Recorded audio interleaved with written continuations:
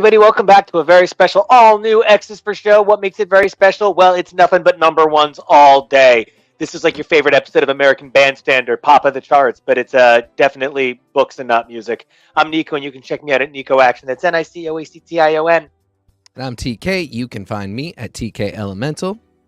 And I'm in the corner watching you talk comics. I'm your producer, Kevo, at Kevo Really. That's KEVOREALLY. We are really going to need to turn that into a Robin number. I'm whoa. Yeah. All right. Whoa. Let's do it. We got some big talks to talk, and they're all a little bit bigger than they seem, in part because there's a lot of stuff going on in the Marvel Universe right now, and so it gives us an opportunity to talk about a ton of things. We've got Avengers Twilight #1, the much ballyhooed and long-awaited. We have Jackpot #1, and we have a Cable #1 that somehow defies all logic. Not in a bad way. Just there is like nothing like Fabian Nicieza's consistency in like all of comics right now. So Nico's and my group therapy journey around comic books and constantly finding ways to cover the subjects, while the subjects get sometimes just they go to really unhinged places that we were not expecting. It makes the journey all that more Tolkienian, let us say. There's high heights, there's low lows, there's a spider that wraps us up in its webbing, but we... And what is Pride of the X-Men but the 80s Hobbit cartoon? Thank you. I see it. I beyond see it. So, okay. Here's my thing for you, right? The #1 situation in Marvel right now is really interesting because one of the things that they're asking us to think about is they're asking us to think about the future of the Marvel Universe, the past of the Marvel Universe, and what's going on right now. And I think this is actually a really beautiful encapsulation of kind of all of it. Everything here is a little bit of a loving tribute to something else while still trying to be its own thing, for better or for worse, actually. But one of the things that I'm always thinking about is when Marvel tells me this is the new #1, go with this. I try to accept the new normal they're pushing my way. And so I'm thinking this time, and I'm asking myself our big question, Rise, Fall, Gang War, or Blood Hunt, what piece of the Marvel 2024 event calendar have they gotten you to buy into the hardest? For me right now, I think the thing I'm most excited for is somehow Rise and Fall. Because it's not a schedule of stuff I'm too excited about. Listen, Tim, #1, I definitely owe you a message. Hey, what's up, #2? Hey, you're awesome. That's Robbie, because I see Robbie has now jumped into the room as well. This is a real who's Robbie, who. we are going to talk about the Jackpot outfit. Don't worry. I think I tweeted some of my best material on this earlier today, and I would like to get into it on the show. So, I did read Daredevil #5, which was, for my money, there's this special thing that certain shows can do where the filler episode also has some major point of content. It's that scene between Giles and Angel in Now You See Me, I think, where he's like, the Codex? What about the minimum Codex? And Angel's like, I could get that for you. Sure. And, Giles is like, oh, thank you very much. I don't like you, though. And, it's this moment in this completely pointless episode that has nothing to do with anything. Daredevil #5 managed to be that moment in what is otherwise a what the fuck did I just read kind of issue. That really was an issue about She-Hulk being unstoppably hungry. Okay. Okay. Sorry. Didn't mean to Daredevil derail. But, okay, the big state of the Marvel Universe right now has me wondering a lot of things, because Daredevil is actually very on my mind. I think between the amount of things that we're seeing Daredevil pop up in, like She-Hulk, Echo, the upcoming Born Again, the MCU is putting a lot of emphasis on that corner of the Marvel Universe, so I want to be more excited about Gang War. But it's just not happening for me, and I feel like what Rise and Fall is offering me is at least a chance to say goodbye to something. And I feel like I never got to know what was going on in Blood Hunt before I'm already told that it looks like this Avengers run will end with Blood Hunt. And as far as Gang War, I'm convinced Gang War was they realized they had 6 stories they didn't know how to finish and just pushed it into Gang War. You're making some really valid points. I was gonna say Gang War. I don't know where I'm at with the X-Men right now. It's feeling a little weird it's feeling a little weird to try and embrace this. Gang War, for as mishmashy as it is, I feel like I'm having a little bit of fun with the chaos at this point. I don't know. There is something about it that is just, it is a mess, but it's my little mess. And I have no I feel like the thing is that you have let go of the X-Men needing to be, good. The X-Men needing to be what you expect and what you know it can be, and like that needing it to live up to the ideas that I feel like you and I talk X-Men all day and we have great ideas. And this is the therapy thing that I'm talking about. You and I are in therapy about this together, where we just talk about it a lot and we talk through it. And there was definitely a time where I know we were both talking at each other like, do we just want to drop talking about the X-Men? And we really worked through that. And I have a lot of really positive feelings, but there are definitely still times. There were times today reading the books that are in Rise and Fall where I was just like, this is not quite right, man. And I can't let go of those emotions. With Gang War, I can let go of those emotions, and Mary Jane can look like she is dressed to be a ski instructor in the 1993 film Aspen Extreme for her superhero debut, and I will just giggle along with the whole situation. I just can't quite get there with the X-Men right now. And I think something that I really want to give you a lot of credit for, because if we're going to talk about Gang War for a second, let's just talk about Gang War for a second. Daredevil, Gang War 1 and 2, if you're reading Daredevil, you're actually only getting half the story, because the other half is going on in Gang War, where it's the other Daredevil, the one who's frankly a little more interesting right now. So I definitely find myself maybe a little, at times, disappointed that that I'm not getting everything I need from one Daredevil title, but I'm definitely happy to get it from two. So yeah, there's definitely a lot going on there for Gang War. The thing that I'm having a little trouble getting it up for, and I reread everything today because I was reading Twilight and I wanted to go in, very Twilight time, and I wanted to go in very excited about it. So I reread Avengers, thinking that I could get a little Monster Mash going, and I think Jed MacKay waited a lifetime to write this story, and I think it's getting treated very secondary. And I think it's one of those things where you can always see that Jason Aaron came up on writing Wolverine and Deathlock, and you can always see it because there's always a Wolverine or a Deathlock. You know what I mean? But Jed MacKay is referencing stories from 2 years ago, a year and a half ago, like they're the tried true tales that we all kind of grew up on. And some places it works, and some places it's nightmare, and it's cute, and I love Thor in that. But he's like, the damned Jean Grey hurt me, and I'm like, yes, she's the Phoenix. The damned Jean Grey can hurt you. People have nightmares about her. You should know who she is. So, I feel like in some ways, Bloodhunt suffers from this Avengers run being treated secondary. Yeah, it's a weird thing where you and I were talking about this earlier today. The Aaron run really felt like it was a great thing. I talked about this so much on the show. It was a great thing for onboarding new comics fans who came from the MCU, because it was so recognizably MCU Avengers.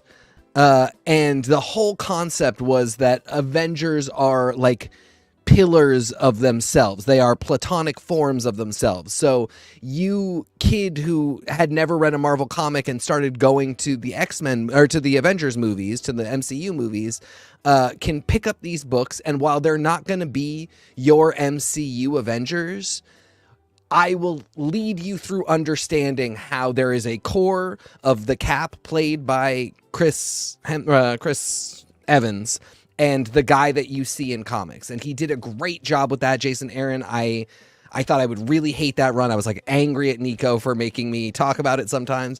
And I just see so much value in it, even in times when it's not great. And as part of that, he introduces so much vampire current events. And it was one of the things that really impressed me about this run was it was really about this is what's going on throughout the world that is the Marvel Universe in so many different corners. From Russia and Russia trying to have its own Avengers to the vampires to hell. We talked about so much stuff. And so he sets up this vampire stuff that Blade then inherits, and we've had some cool Blade stories. We got Bloodline, Daughter of Blade, such an important story. They're still popping up. This Blade book is on issue 7, and yet I can hype up all this stuff to you, but Marvel has not been hyping it up to you. It is Marvel's property, and after Aaron really had to step away from the vampires and get his Avengers run finished, we got like a one shot that was very good, but really not marketed. Bloodline, I think they gave up on the minute it came out. Hey, but she appeared in Miles. I was about to say she appeared in Miles, and a black man, his daughter, and another young man of color all appearing together is like a really good POC Bechdel test that we never meet. So there's been all this great stuff, and it would really just take Marvel saying, hey, we've got a great vampires. They managed to get more hype together for Curse of the Mutants way back in the day when the X-Men had to do all kinds of stupid vampire stuff and Jubilee became a vampire. And now we're at this place where I think they have a good vampire story, but it can't be good in a vacuum. Because, yeah. And I think that's even true of the thing you were mentioning a moment ago about the Russian storyline. It can't be good in a vacuum. And the Russian storyline is also getting picked up on now in something you just turned me on to today. Those 2 issues of Thunderbolts by Kelly and Lansing were just absolute justice like lightning. First of all, I mean, I think you almost undersold it because it was almost like somebody said, what if we took all of the things that worked about the Russia storyline from Avengers and we took all of the things that worked from that egregious overblown Cap finale and we made something of it because J. Michael Straczynski is very you stay out of my sandbox. Yep. And doesn't really want to play with others. So he's not looking to take on those reins from that storyline, and he shouldn't have to. He's paid his dues. So I really feel like what you're saying, this sort of like nebulousness of unsupportedness. If a title doesn't come along and give you that boost, if a Thunderbolts doesn't come along and say, hey, I see you, Destroyer, nothing's going to happen with it.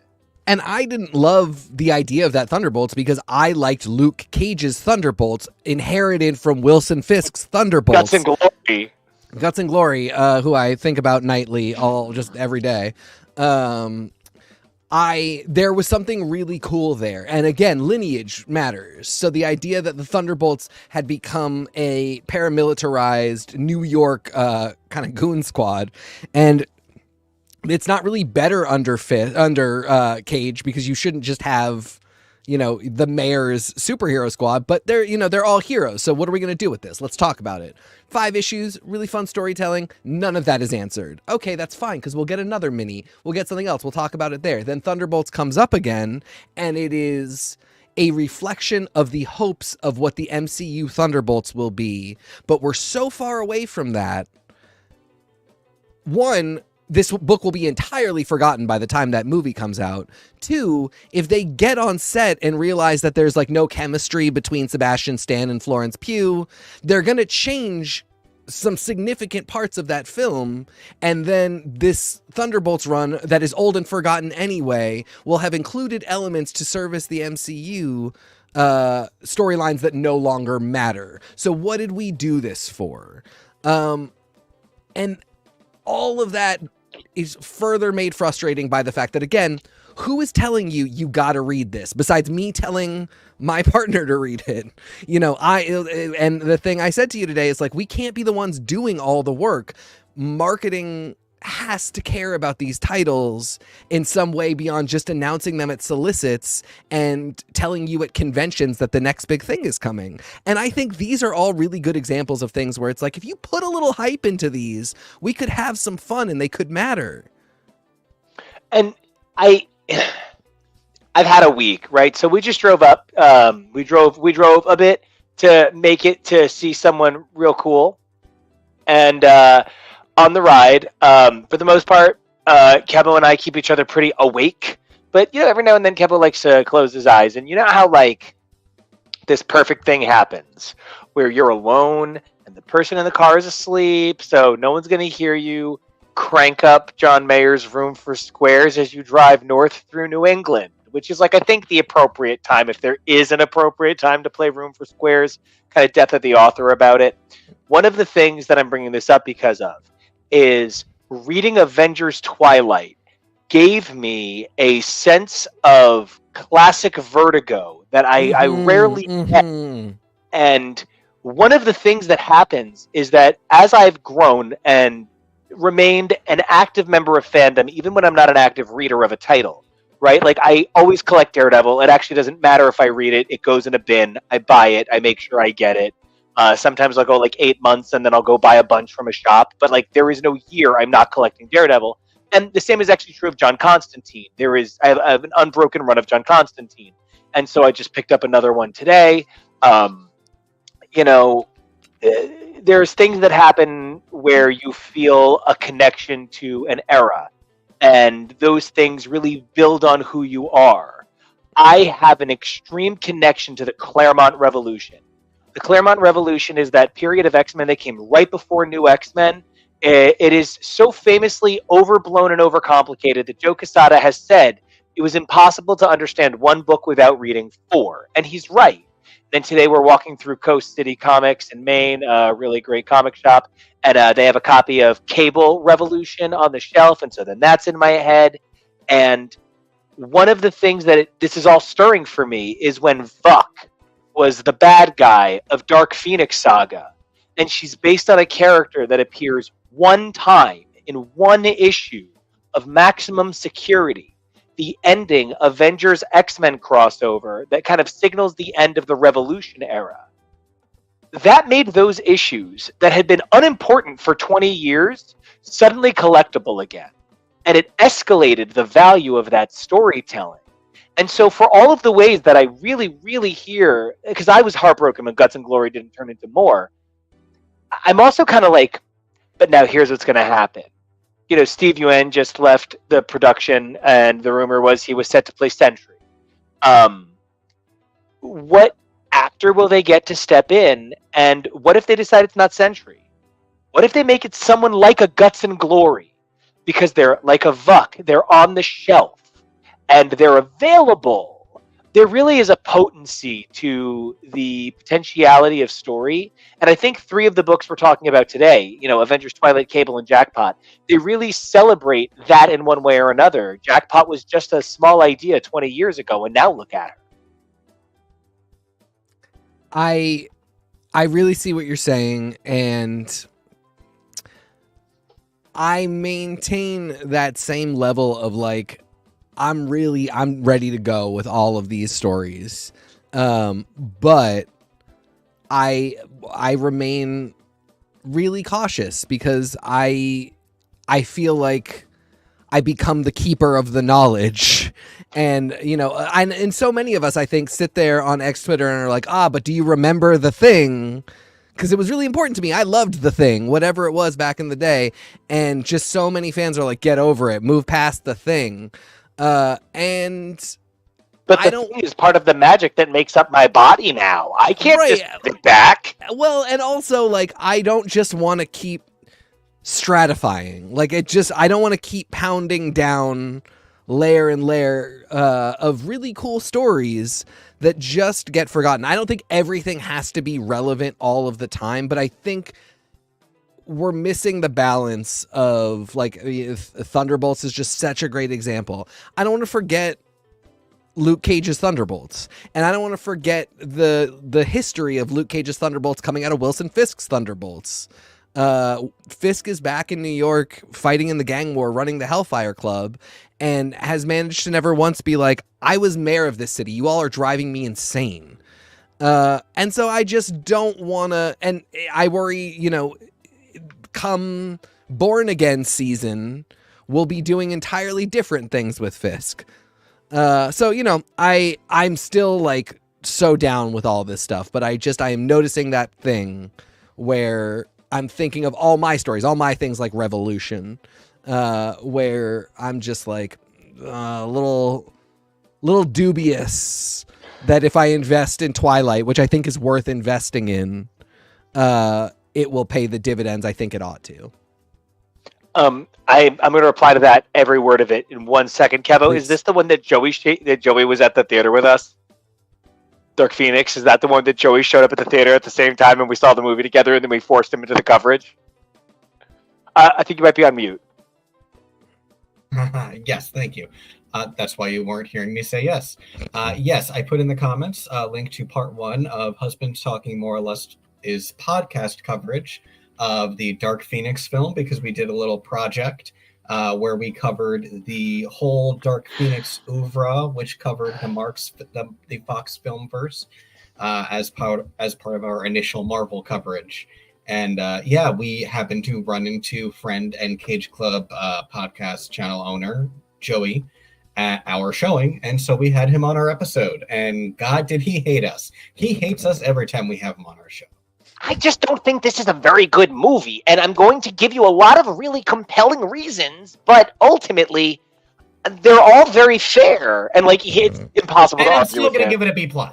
Okay, Joey. It's impossible to argue with him. He's so fair and measured in his thoughts. Anyway, check it out. It's one of my favorite episodes we ever did. Anytime we got Joey on, it's always amazing.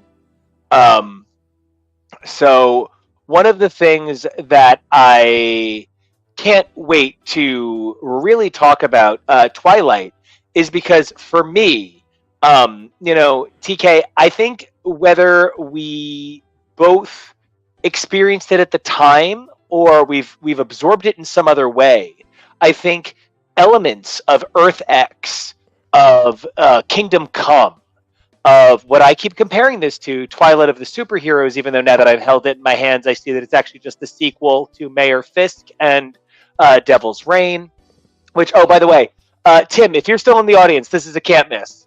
This is Devil's Reign Part 2 thematically in so many cool ways. Avengers Twilight really felt to me like I was reading, certainly not in a diminutive way, not taking shots at Chip Zdarsky's unique voice, because this is his third or fourth alt future. I felt like I was reading the best of like messy Vertigo, the kind of Vertigo where the storytelling isn't quite there. It's a little too messy to understand all of the stuff that's happening. There's a lot of between the lines stuff, but the magic is in letting the story hit you how it does.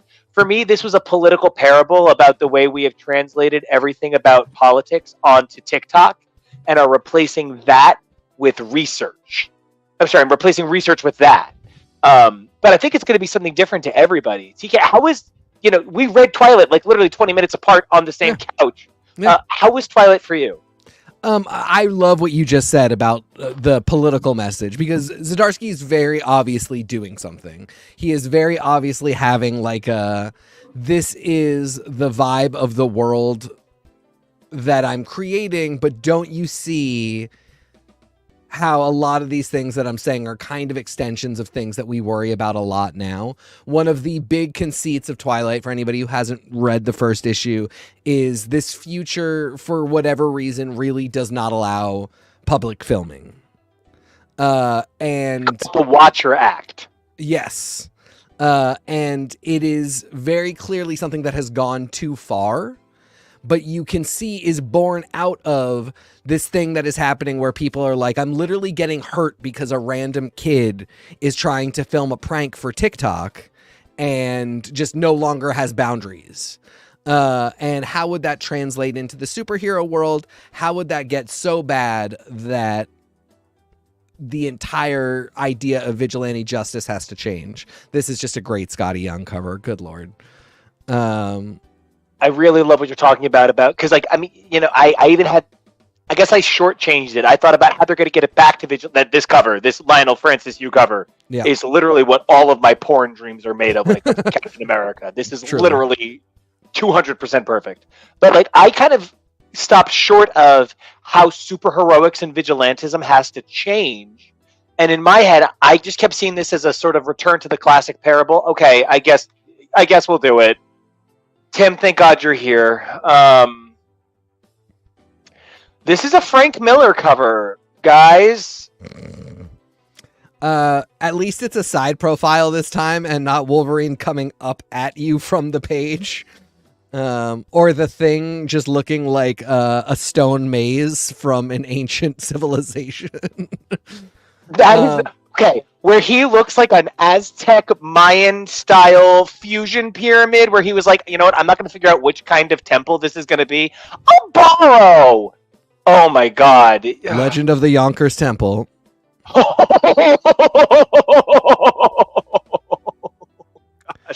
yeah, the Yancey Street pyramids are unforgettable.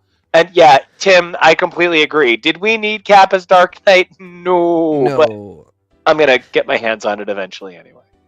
And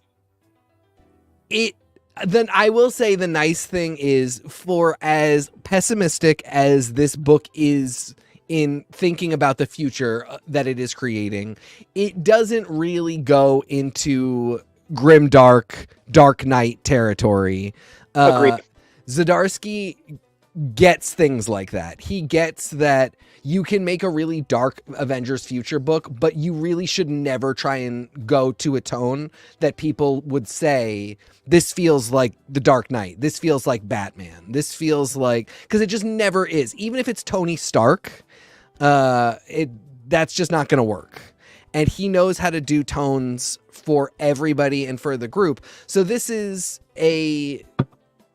Marvel's dark futures are always really bright and really active and really packed with stuff. And then it's always, there's a rot in all of the activeness. Tim Burnham says, I love Miller's art, but these recent variant covers have not been up to par, in my opinion. We are all in agreement with you. Miller is a tough subject right now. Kind of wish we weren't seeing those. But he gets what this future needs to be for readers' interest to hang in, and to not just be the future is dark, let's go fix it so it's not dark anymore. There's a real element to this that's like, there were problems that allowed for the future to get worse, that those problems could have been addressed in a way that we wouldn't have ended up here. And one of the things that I want to address is the principal storytelling device that they use here is the scars of our shared history ultimately break us. It's one thing where Cap goes to Carol in a book, making this up, and Cap goes to Carol and he's like, Carol, I was with most of the Avengers while you were off in space, and we really faced a time crisis and I'm broken. And this new writer is going to have Carol take Cap on the shoulder and say, you're going to be okay. And they share this sort of moment where one person's damage becomes a shared damage and they can grow past it. But Avengers Twilight addresses the shared damage that no one can give to someone else. Events like Civil War. They are things, they have H-Day here. They are things that these heroes can't escape. And the shared narrative of brokenness is sort of distilled across three heroes that I think are really the caretakers of Zdarsky's Marvel legacy, right? We have Cap talking to Luke Cage, Cap talking to Daredevil, and Cap talking to Spider-Man.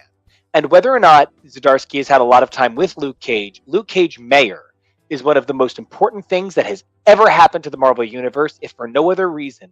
We finally have another father figure that is not Spider-Man for Miles in the amount of involvement Luke has had with his book in the last 2 years. And I think that the choice to, spoilers here, and that's our show, kill both Spider-Man in the past and Daredevil off panel, either Daredevil's secretly alive and this is just to manipulate Cap into action or something, But Zdarsky is synonymous with Luke Cage, Spider-Man, and Daredevil. Taking two of them off the board and saying that one of them is only a supporting character at best, Zdarsky is bearing his understanding of the Marvel Universe for us. He's saying, take away my trappings. You know, it's like almost like Claremont saying, take away strong women, Wolverine, and weird BDSM sex vibes. What's left? Here I am. And I really think that's what Zdarsky is giving us with Twilight. Every page is dripping with honesty. And I think it's really important because we have watched a lot of creators constantly pull in their faves and their greatest hits in a way that I love. Aaron committing to Thor for like 14 years all the way through this Avengers run. You know, I mean, this Avengers run is kind of a continuation of his Thor run. Like, it's the whole thing is connected, and that's not a bad thing, but it takes a real, like, you know, I'm putting myself out there. I'm bearing my soul to you to say, oh, the characters that I have become really known for, particularly, I think, Matt, that's a real risk. And that's a real statement to say, like, I'm not just putting my faves in fave positions and we do a fun little story. I'm committing to an idea that I had that might even put characters that I write well and that I'm known for in jeopardy, such that I can't use them as a crutch to be like, oh man, here goes Zdarsky again with another Daredevil story, which I would have been, as soon as I saw Matt, I did that. As soon as I saw Old Man Matt, I thought, oh, here we go. We didn't lose the Red Fist saga. We just moved it up. And while I don't love that he died off panel, and I do hope that we get more, I did immediately drop that, like, we never lost the Red Fist saga. I never needed to worry about this new Daredevil title taking over. No, this is a whole other thing, and that's brave, and it was good. It was a smart thing to do. It's challenging to the reader. I really think the other thing that is positively challenging to the reader is the art, the Daniel Acuna art. So I want to touch on two things in that regard. You said something that really transformed my understanding of what I read in a really positive regard. I have so many books that I kind of hold as the benchmarks. It's Uncanny, it's Daredevil. It's always been Hellblazer for me, kind of more than Sandman, because there's 75 Sandman, but there's 300 plus Hellblazer. And when Pete Milligan was writing Hellblazer during the era that Vertigo remained true to the original DC canon, while the rest of Vertigo New 52'd, I was like, oh, holy shit, never mind. I don't have anything to worry about, because Pete Milligan, the guy who's still writing John Constantine, who created Epiphany Greaves, the second greatest character in the history of John Constantine lore ever. Okay, he's going to be the one who brings, Constantine into the New 52. It's going to be great. I open the book, and of course he's not the main character. And of course he's not the central focus of every arc. Of course it's about something bigger than that. Because someone like Pete Milligan doesn't want to be defined by his understanding of a single character any more than someone like Chip Zdarsky, who cut his teeth on drawing some of the best interiors I've ever seen in Sex Criminals, and then moving over to some of the most clever writing I've ever read in Daredevil. It really is important to, if you're Mariah Carey, not always be known for whistle register. You don't want to be a joke for knowing one note. And Daniel Acuna is someone who is very hit or miss for me. I'm going to level with you. This is the best interiors I've looked at. It's messy. It's so messy that it's frustrating, right? There's pages where I'm not sure what I'm looking at, but this is storytelling at its best. The color work, where the digital pages are concerned, where they're trying to make it clear that people are walking around projecting their cell phones in front of them, so they're walking around looking at holograms, and then there are ad holograms in the air. Oh my god, this is an abstractist dream, but this is a literalist nightmare. And depending on where you fall in between and the notes you like, it's a matter of if you prefer French vanilla or Tahitian vanilla. There's nothing wrong with either one. But, oh my god, the messiness of this for me was comparable, but certainly not similar to the high point of Bacalo creativism. It's also it ramps up because the last issue pages are so much stronger than the first few pages. Yeah. Well, but also more challenging. The issue starts out with old man Steve Rogers just at home. So there's not a ton of places where Acuna can do the really abstract thing. And Steve is just a guy living his life. And we then transition into seeing more of what the future looks like. We meet the son of, guys, get ready for this one, because this might haunt us for a while. It's Cade Kildare. It's just Cade Kildare. It's Cade Kildare, who went through puberty and got tattoos. The son of Tony Stark and Janet Van Dyne. Really fast. Yeah, whose name is James. Fascinating choice, because this would feel to me like the exact time and place where an editor would have said, make it the child of Tony and Emma. Who spoiler alert for future conversation in this episode, guys, maybe made that baby today. So just... That was... I don't understand. Okay. We're gonna get into 30. Yeah, now that I put it out there. But so anyway, there's this kid, and his world starts to feel artistically overly bright, difficult to look at, a little bit more confusing. Nothing really is solid, and then Steve starts going out in the world, and your eye can't focus on elements of a panel. The world is so active and loud and bright and full of stuff. And I don't think this is bad. Well, I should be able to focus on the panel. The point is, not only is the future hyper real and hyper extreme, but also this is not a world we can grasp onto. This is not Days of Future Past, where I think we're going to return to this often. This is not the Ascani future where we're going to camp out for a while with Cyclops and Phoenix. This is meant to be like, don't be comfortable here. Don't there's not a lot of ground for you, the reader, to have here, because this shouldn't exist. And that really reaches a fever pitch of just kind of confusion and chaos, and the one place where I get what they did, this is kind of a mix of script writing and art, but is in the second to last page, or maybe the third to last page. They do a single page montage of getting Steve Rogers from old man, not Cap, just an old man who is not a super soldier, to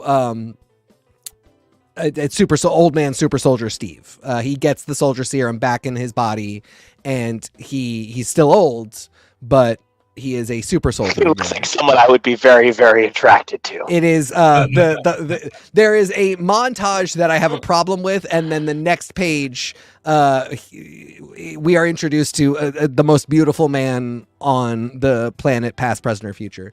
But it is, the montage itself for me is just maybe not the choice I would have made for that, because it's such a big thing that, like, Steve Rogers stopped being Cap and stopped having the super soldier serum, and they just very quickly are you're back. We're bringing you back, which is fine. We got a lot to do. I think 5 issues might be where we go with this book. So if that is the case, I'm glad we got to the point.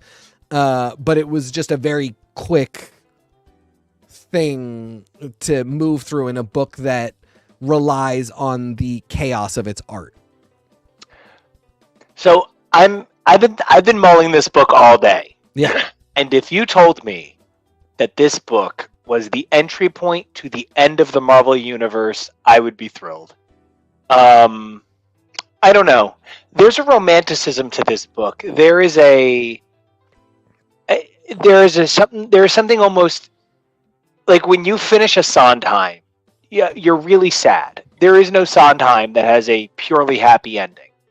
And Sondheim, as a musical librettist, is somebody who believes in the power of story, right? Like, there's been a lot of articles about the arranger who worked on all of Sondheim's work, has been getting a lot of interviews lately, which has led people to looking to the original demos of what makes those Sondheim songs so powerful and so haunting.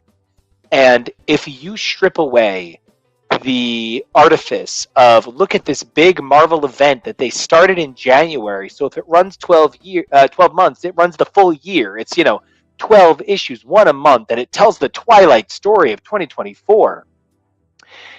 If you told me that this introduced the point at which the Marvel Universe broke, I'm telling you guys, this is Earl Grey in the newspaper on a Sunday morning. This is a part of like This American Life for me.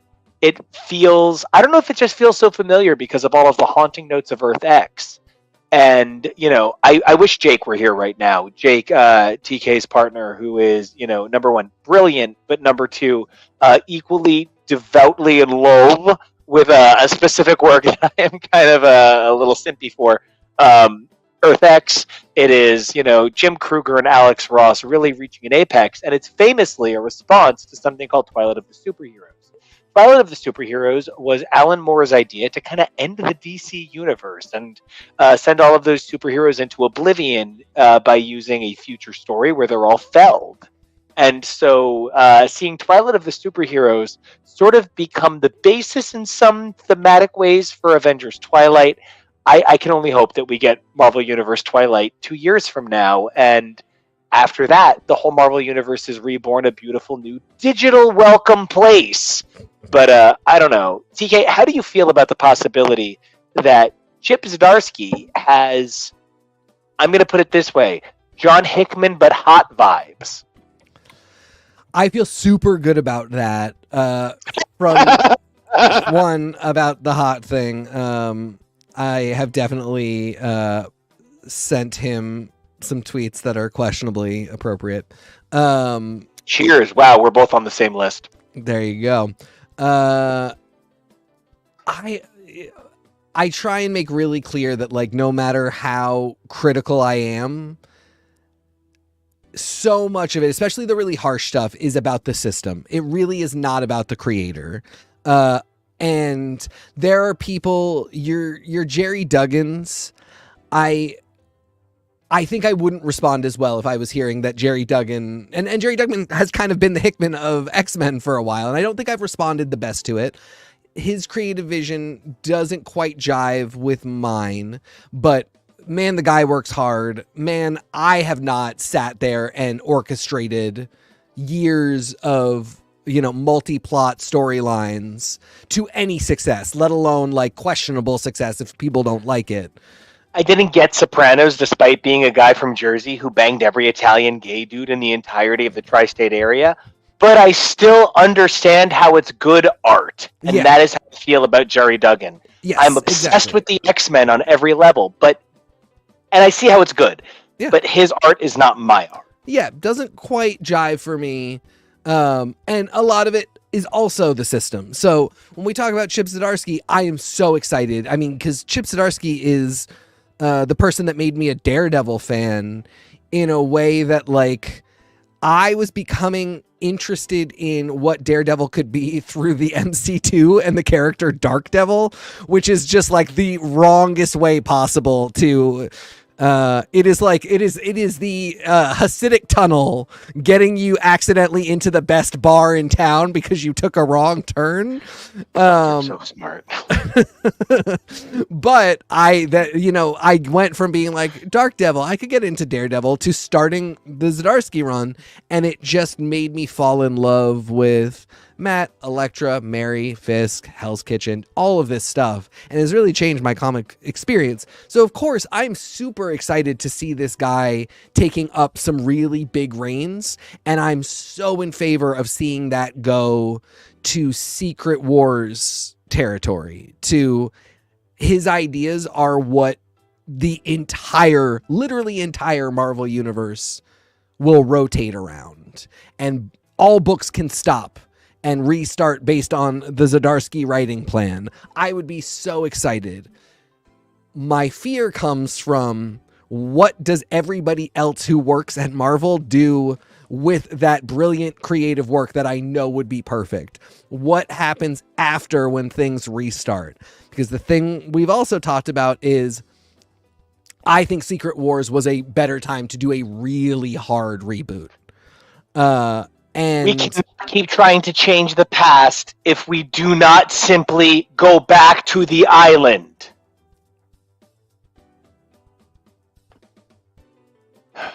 We have to go back. We have to go back every time. And sometimes we have to go to the side, and it's Christian heaven. For years, Kevo was like, can you please quote anything else from the entirety of Lost after we watched it? Yeah, no, I mean, I really agree with everything you're saying. And I do want to ask you a question, though, because you made a comment about Dark Devil being a bad way to get into Daredevil. I personally don't think there is a bad way to get into Daredevil, because one of the things that we're seeing right now is the multitudinous ways that Daredevil is being accessed, whether it's through the MCU, through Echo, through even I think Hawkeye, as much as it was David Aja and Matt hugely it was a Daredevil story, and really unfortunate that it couldn't be that. But yeah, that's like, I'm so glad somebody said that, because I've been, anyway, sorry. Well, truly. And, one of the things that I think, I made a joke to you today. So for those of you who don't know, I'm secretly a big-time musician.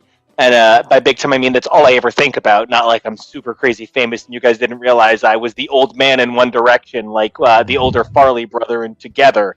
But I was reflecting on my doing an insane amount of karaoke and open mic nights as a child.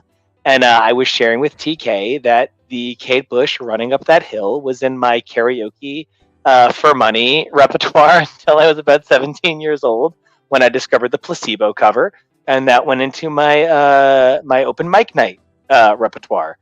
But I think in a lot of ways, Daredevil has become the Kate Bush of Marvel Comics.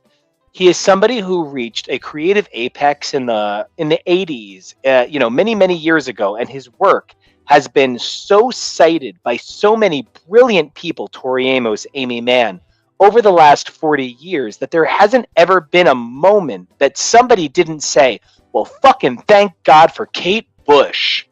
And yet she was never the queen of weirdo pop music. Everybody was like, oh, Florence.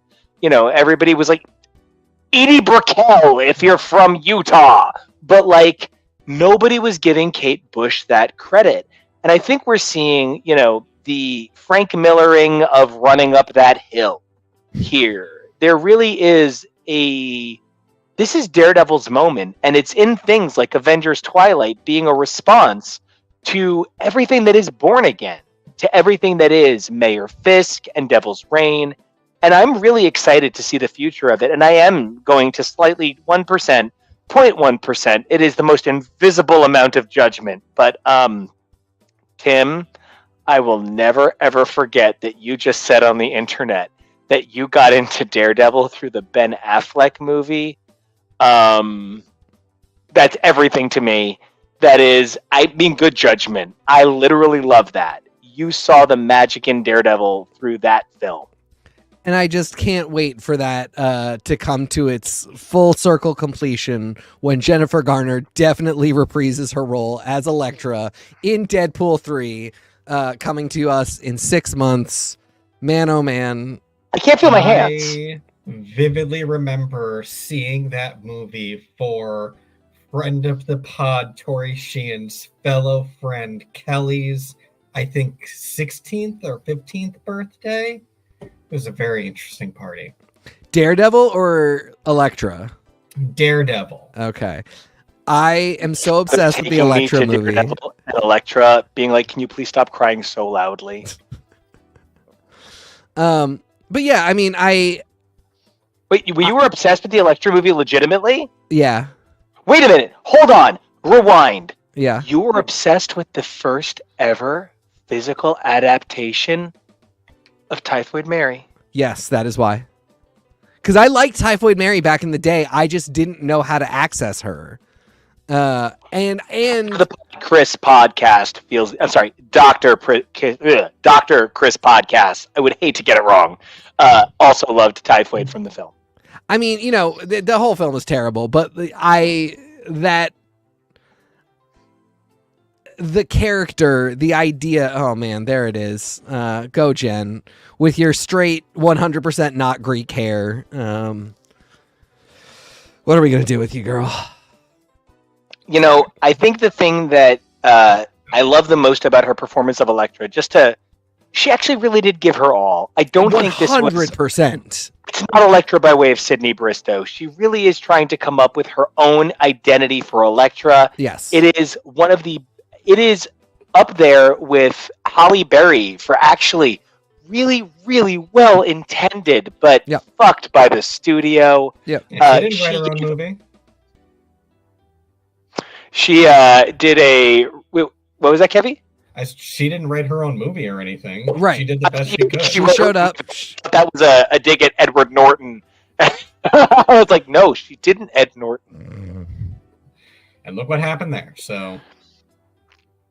well, and also, I feel the exact same way. All three of us were huge Alias fans, Tim. So we were big Jen Garner fans, and we only wish that Elektra had been able to defeat her demons using the Rambaldi device. So, truly. All right, I want to wrap up Twilight I think so we can move to the other books. We've established this is good. This is exciting. This is fresh. As with all things these days, we walk into every new encounter with a backpack full of salt. Not because anybody has failed in the creative process, but because I simply don't know where we're going to be in 6 months. Tim, you never derail the show. You just put us on the track we didn't realize we were supposed to be on, which is talking about Sydney Bristow, of course. Always. You really could be the PR guy for Amtrak. So, okay. Can we just do one thing? Can we switch to Jackpot for a minute? Yeah, let's get into it. Cable was my book of the week. Okay. Twilight is my book of the 100 years that we're going to live through. But Just hoping. Cable was my book of the week, so I'd like to save it for the end. Yeah. I remember reading the Spidey Brain Trust, which I don't know how they never called it, like the Brain Web or anything, but the Spidey Brain Trust that was Zeb Wells and Dan Slott and, Bob Gale, and, he produced all of those things for TV, and he's a really good writer, and he did Young X-Men. And not Guggenheim. Thank you. They were the Spidey Brain Trust, and they did an incredible job weaving together weekly Spider-Man. And every time there wasn't an Amazing Spider-Man, that 4th or 5th week, they would do a mini-series. Jackpot was created during that time, and everybody thought she was going to be Mary Jane. She was revealed to be Mary Jane's new roommate.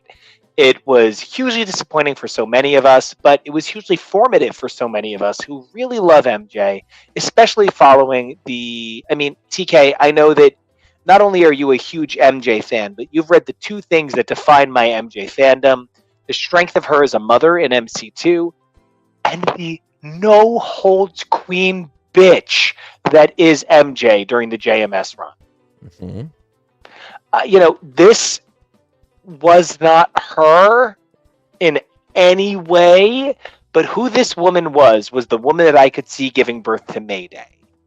And I think the cool way that she is X's, that is a superhero next to Spider-Man, there was something about this iteration of MJ that while she's no MJ of mine, I can see where she is going to be.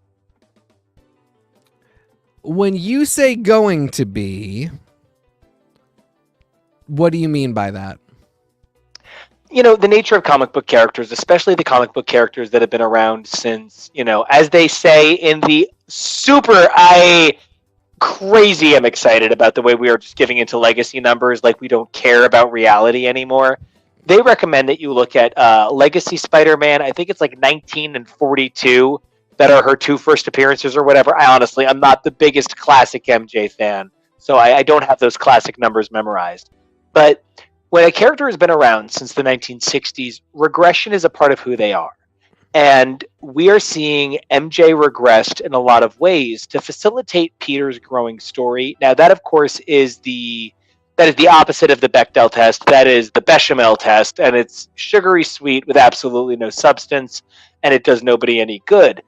But making MJ a legitimate, full-blown superhero is a move that forces us to consider the core of the character. It's the same way that we had to consider Pepper Potts when she became Hera in the pages of The Order, or the way we had to first think about what makes Madeline Pryor when she became Anodyne in X-Men versus Alpha Flight.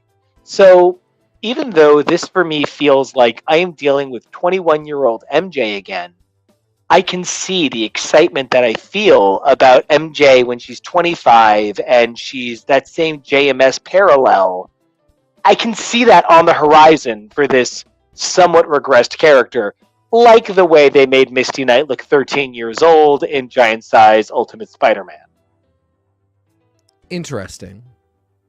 I hear where you're coming from. It's a weird... You are putting me onto an idea that I didn't really have. So, like, I'm not, like, pushing back. I'm saying, like, this reframes my thinking. To be right, even if we completely... Well, no, I don't even... It's not like I have an argument against it. It's more just, like, I went into this really thinking, like, they are trying to move her past being who she was all the way through being lost in the other dimension. So for people who are not caught up or do not know, Amazing Spider-Man picks up. There are spidery adventures, and the thing that we find out is that Spider-Man and MJ are not together anymore. Apparently they were back together at some point. I don't read enough Spider-Man to really keep up. But they're not together at this point. Not only that, but Mary Jane has a serious partner, husband, and she doesn't really want to talk to Peter. And then we discover that she has children. But that's insane because they were together 6 months ago. So what the hell happened? And Peter's an absolute mess. Ultimately, we discover that Mary Jane got shunted to another reality, was there for a very long time, and Peter was gone a day, was in our reality for like a day, trying to build a machine to save her. In that reality, she meets this guy. They find these kids. They adopt the kids. They fall in love. They are entirely together. Poorly. And Peter does show up again. And ultimately, the villain, through contact with the villain, Mary Jane gets these very nebulous, rune-based. She basically rolls a rune. Or rolls a series of runes and gets a power based on that. And that then becomes rather than being like runes, they're slot machine icons, which that is a part that I have not read deeply enough to understand. And I'm sorry, dear viewer, I do like to do my research, but getting us to this point of Jackpot, I simply couldn't do. How are there slot machine runes on your body that are giving you powers? I really tried, guys, but I couldn't do it. What? I have a theory. Yeah. She's Ket-Shi. The character from Final Fantasy VII with the slot machines. She's just Ket-Shi. Yeah. Because she's a sex kitten riding on a big dude. So I think it completely makes sense. There you go. And of course, by big dude, I mean Black Cat. One of the things that kind of bothers me about Jackpot just a little bit, I'm a big MJ fan guy. It's weird because I guess MJ is maybe my favorite Spider-Man foil, not love interest. Love interest sells this incredible character short. But I don't think Black Cat makes as much sense as Peter's love interest. I think Silk is wasted as Peter Parker's love interest. MJ is so much smarter than him. He just gets better for being with her. I'm a big fan, but I need somebody to please tell me how this isn't just better suited by putting Hollow's Eve with Black Cat. Ooh, I like Hollow's that. Eve, who kind of has random magic powers, Yep. and they're sort of like you never know what she's going to reach into her bag and get. Yep. This just really feels like we have a few too many. You know, TK, you've been saying something this week to me that just makes me want to give you the Marvel Universe, and that's, you know, you've been reminding me about the now age-old mastermind moment, the ladies' mastermind. Yep. Where there were two writers who both wanted to use Daughters of Mastermind. So they wanted to use the one daughter of Mastermind that had been canonically said to exist. So that's how we got both Reagan and Martinique Jason. Right, it's Reagan Wingard and Martinique Jason. I was like, it's not Reagan and Megan. I know that. And then it's Pixie. So anyway, it kind of feels to me like they could have just simplified everything if they just took Zeb Wells and they said, dude, you are so good at creating so many characters, but perhaps this is a place where, for the simplicity of readership, for the simplicity of the buying public, we would do better to only have one random power, reality warping, sometimes your helper, sometimes a person who you have a complicated story with, who is actually in a romantic relationship with Spider-Man, who got their powers from an alternate reality. Like, there's just a few too many parallels. Not that there shouldn't be that many women. I'm actually saying there shouldn't be that many men with that many parallels. I don't think there shouldn't be as many women. I think there should be fewer men. So, well, and you know, what are we doing here? Like, what are we doing with this? Because we've got other amazing women too with powers. As you mentioned, like Hollow's Eve actually would have been a really good spot for this, but this is tough to do this storyline. And also it seems like it's really important that we be invested in the personal storyline of Peter Parker and MJ, and the fact that Peter Parker needs to move on from Mary Jane, who feels like she has really moved on from him, except then maybe it doesn't, as we get into Dark Web, which is where we really first start to see these. But the first Dark Web Mary Jane and Black Cat series, so that's over a year ago. She already has her powers there, and she doesn't have this costume or this suit, and she can't really work the powers. But we've been doing this for a while, and it's this weird back and forth. It's very soap opera-y. And I just feel like, okay, I will invest in that. And I could invest in the very beautiful story of Mary Jane saying, I have simply moved on. We are done.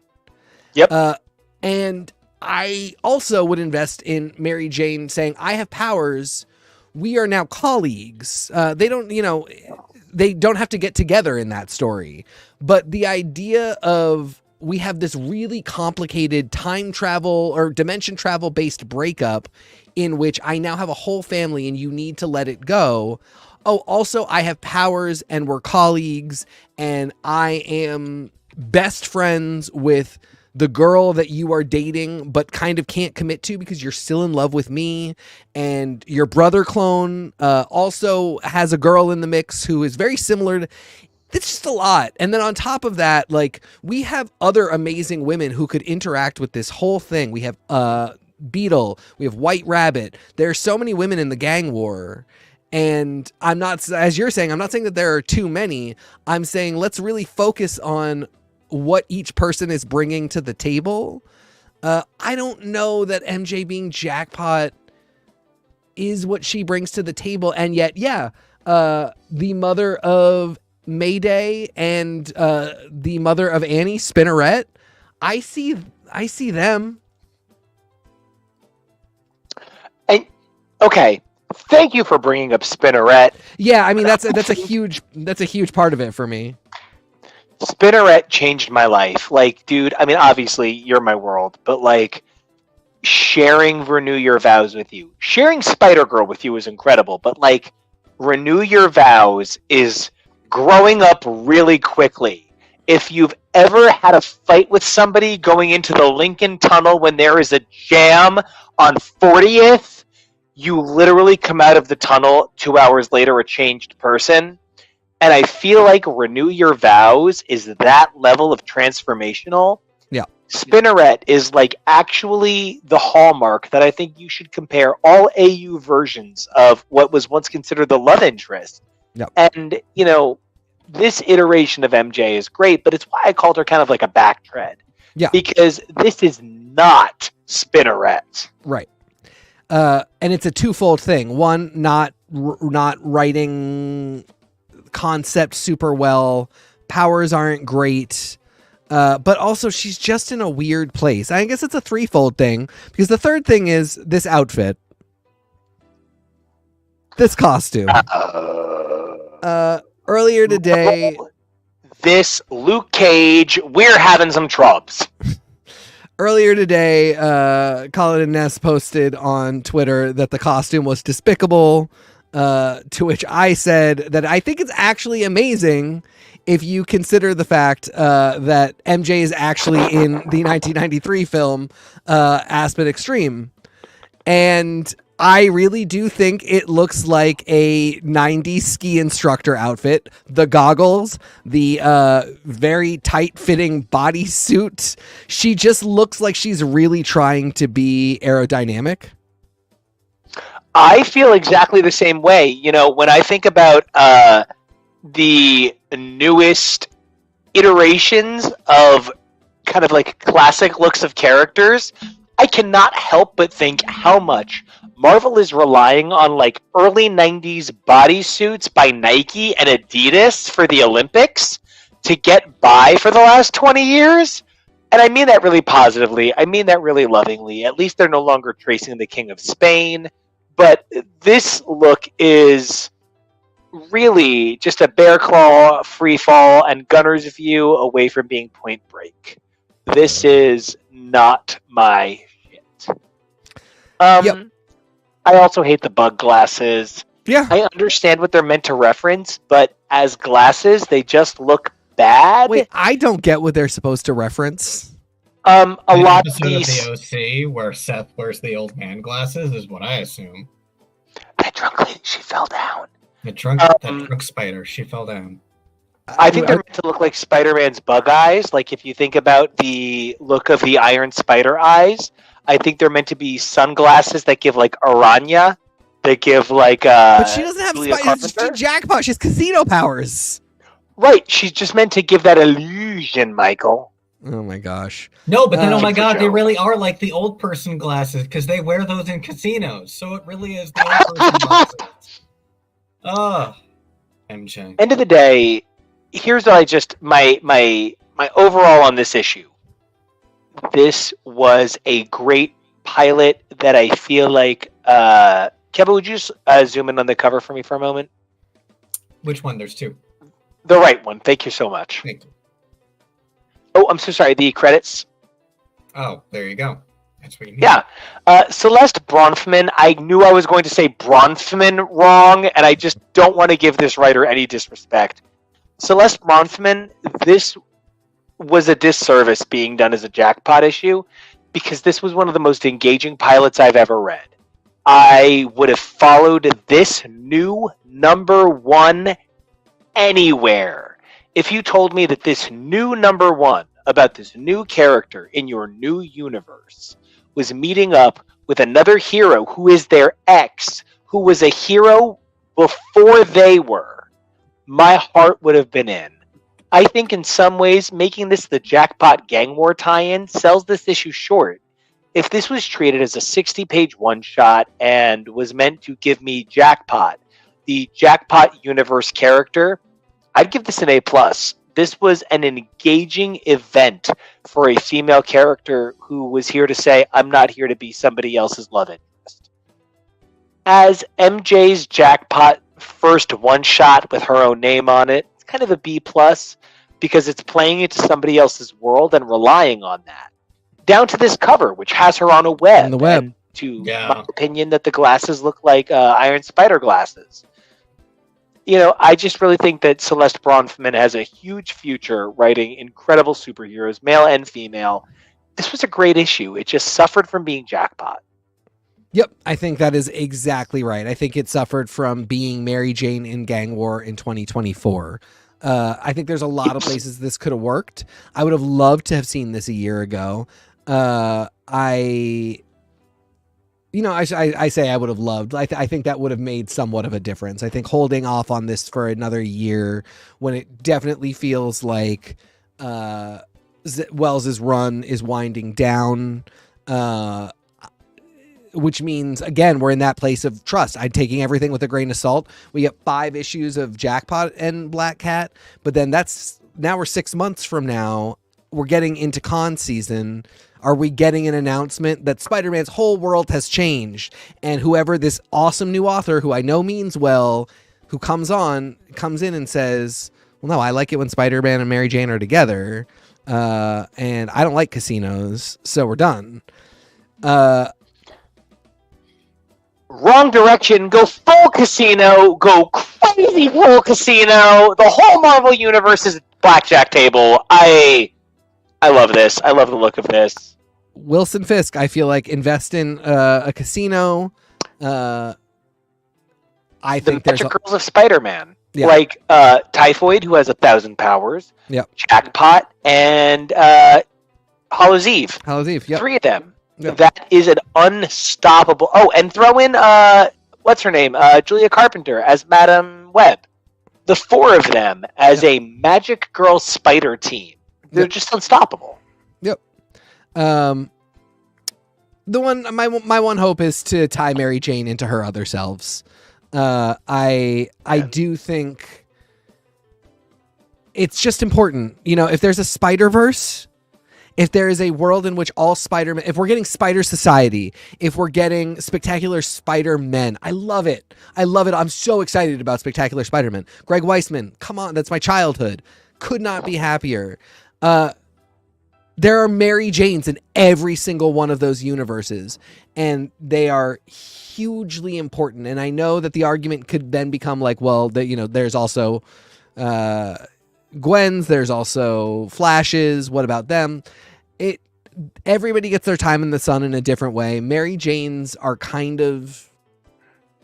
we're in a shit or get off the pot place with Mary Janes at this point. And I feel like having fallen in love with the MC2 Mary Jane and the Spinneret Mary Jane, and now the fact that we have hot babe Mary Jane, whose hot babe husband just became Spider-Man, we gotta have a reckoning. These people deserve more than even just the best intentioned love interest treatment.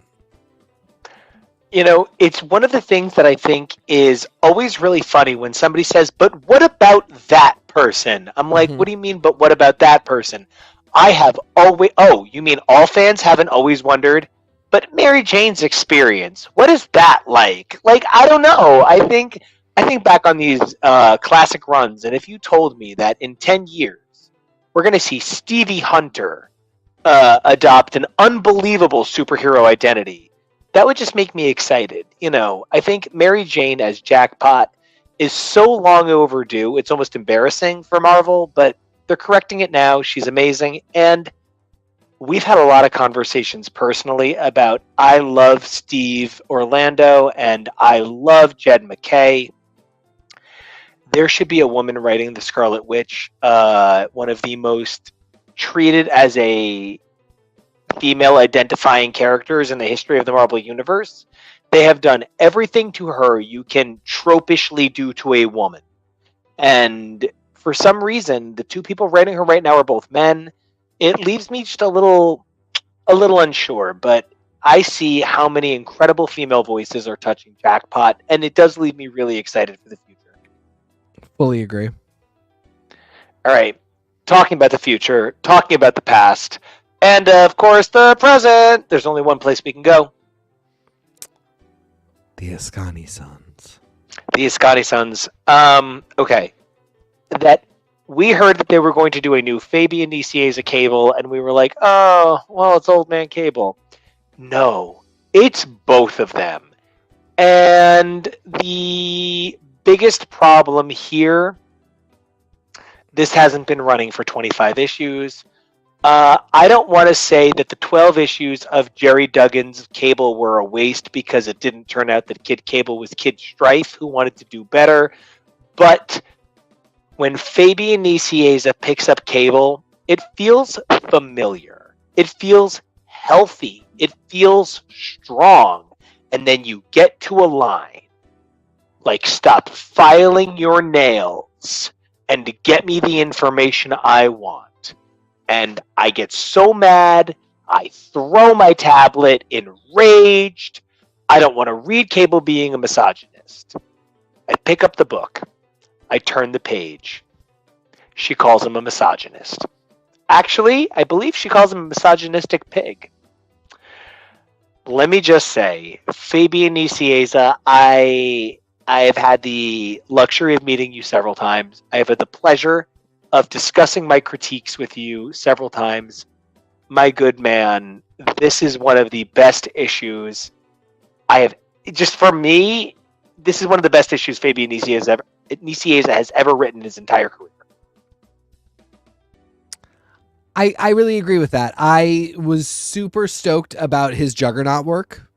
By far, yeah. And I sort of felt like, my thing is now, even Morrison, who I absolutely love, I worship at the altar of Morrison, but his new X-Men was 23 years ago, started 23 years ago. And there are times where I just feel like it's 23 years ago. It was a different time all around. You can't say that all of your ideas still work. And we get some of the old guard. And I just think, my life would not be the same without Chris Claremont. But I don't think that Chris Claremont's conception of the X-Men works so much for me anymore. Ultimately, a thing that I love Tom DeFalco as well. Tom DeFalco in 1998, this is something we've talked about in all of our Mayday coverage, was not very cool. And he didn't really understand anything about the cultural zeitgeist. He was a company man. It's a phrase we use a lot. He went into work every day and his job was to write comics. Increasingly, after that time, a lot of comics writers, their job was to write comics, but to be cultural commentators who wrote comics, to understand the zeitgeist and work with it. And some people are very successful, even though they don't, because they can churn out a lot of writing and they know how to work the process. But a lot of people are successful because they write well, and they write to not just the medium strengths, but the interests of the people who read. Ann Nesenti, Louise Simonson, Fabian Nicieza are three people that are from that old guard where I sort of would tend to think in general, when you're in that pool, I have some concerns about you writing present day stories, present day character voices.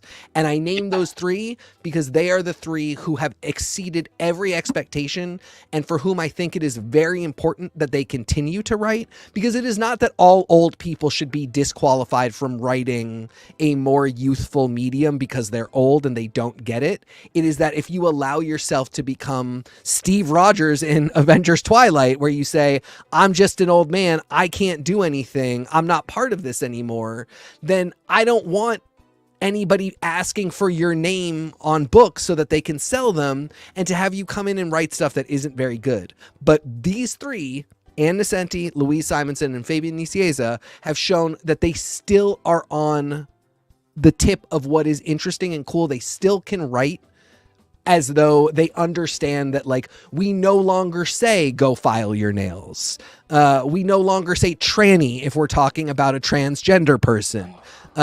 We know there are just things we don't do anymore, and they have proven regularly that they get that and they can do that. And it makes me really excited to see their stories. This Cable was just one of those moments where I was like, yep, this is a guy from my history and my past that I loved his writing, and it's really amazing to get to see it in my present. Steve Skroce is another guy who did a lot of Cable. He actually did some Cable when Rob Liefeld returned after Fabian Nicieza had left. Yeah. And I don't think that Steve Scrose's clobberin' time over on The Thing was quite as advancing of the character. Not that it was a bad book, it was certainly an enjoyable read, but it was, wow, what a cool reflection on The Thing by a classic creator. Fabian Nicieza, I think, has got to be pushing 50-something by now, and he's still managing to make exciting new Cable stories. And that is actually significant because he's writing Kid Cable here. Did I think I would see Kid Cable in this title? No. You know, Fabian Nicieza sometimes feels a little bit like a gatekeeper because he's of an era of gatekeepers. But opening his heart to the idea of young Cable, you know, that is such a humongous step for those writers. It was sort of like when, for Uncanny 450, Claremont included X-23 and then added her to the team and, you know, built that relationship for her with Psylocke that no writer ever used again, including Claremont. You know, one of the things that's so exciting about Fabian Nicieza taking the time to interact with Kid Cable. I never thought I'd see Kid Cable again, and Fabian Nicieza's Kid Cable had the most adorable sense of what Fabian Nicieza always thought a 16-year-old Cable would be. When somebody says to him, "You're shorter than I thought you'd be," he goes, "I'm tall for my age." And like, his adult Cable would never say that. But Fabian Nicieza's adult Cable is clearly the adult man of a 16-year-old who would say that. And that is one of the most exciting things about reading this book. This felt like something I've always thought was there being written. You know, the idea that Kid Cable could interact with adult Cable is just so exciting. And it's exactly that. This was always there. And this was what I was writing in my head when I was a kid, because my dream was to be the son of Cyclops and Jean Grey. That's all that I wanted. Well, and you are, so. There you go. And the fact that I came to that dream right as Adventures of Cyclops and Phoenix came out. And so I met young Nathan Summers. And I spent the rest of my life thinking about what that character would be like for the rest of his life. And it's why I also really glommed onto Nate Gray, because Nate Gray was a teenage Cable. What would it be like if teenage Cable was in our time? And Jerry Duggan definitely got some parts of it really right. Mostly the big thing that he got right was the family dynamic between all of them, including Emma and the Cuckoos. There were times where I sort of felt like this is just Quentin. You know, and Cable is not just Quentin, especially because this Cable had a history that went back to pre-Krakoan times, where he came back, brought Cyclops back to life. They did the extermination. He was already in part kind of Cable. You know, he did it for the mission. He would go back and kill for the mission, which is an entirely Cable thing to do. And Quentin, not the same guy, doesn't quite get the mission in the same way. Wolverine started teaching Quentin the mission in X-Force, and Quentin still didn't get it. So there were a lot of times where I was just like, this is just cocky, white-haired Quentin Quire. You can really see where Nicieza is taking the time to say, here we have adult Nathan Summers. What are the elements that get us to this person? And how does Cable become harder in a lot of ways, but also softer? Because I don't think adult Cable kills for the mission like Kid Cable does. I think going back in time and meeting the New Mutants and the X-Men teaches him to respect life a lot more. And so you get a Kid Cable who, when he first shows up, is really willing to be pretty violent, and then spend some time having a mom and dad and a sister. And I think the last thing that he kind of needs is to have exactly this reckoning with the fact that there is always a Cable running around, and the thing they ultimately really need to do is talk to each other. You know, one of the things that makes that read so powerful is that this issue is so much about Cable coming to terms with his place in the Krakoan age. Yeah. How do you feel about the idea that Kid Cable was introduced before Krakoa, but is so synonymous with Krakoa. Yeah. You know, that's the thing that made him famous. How do you feel about that post-extermination identity for this character?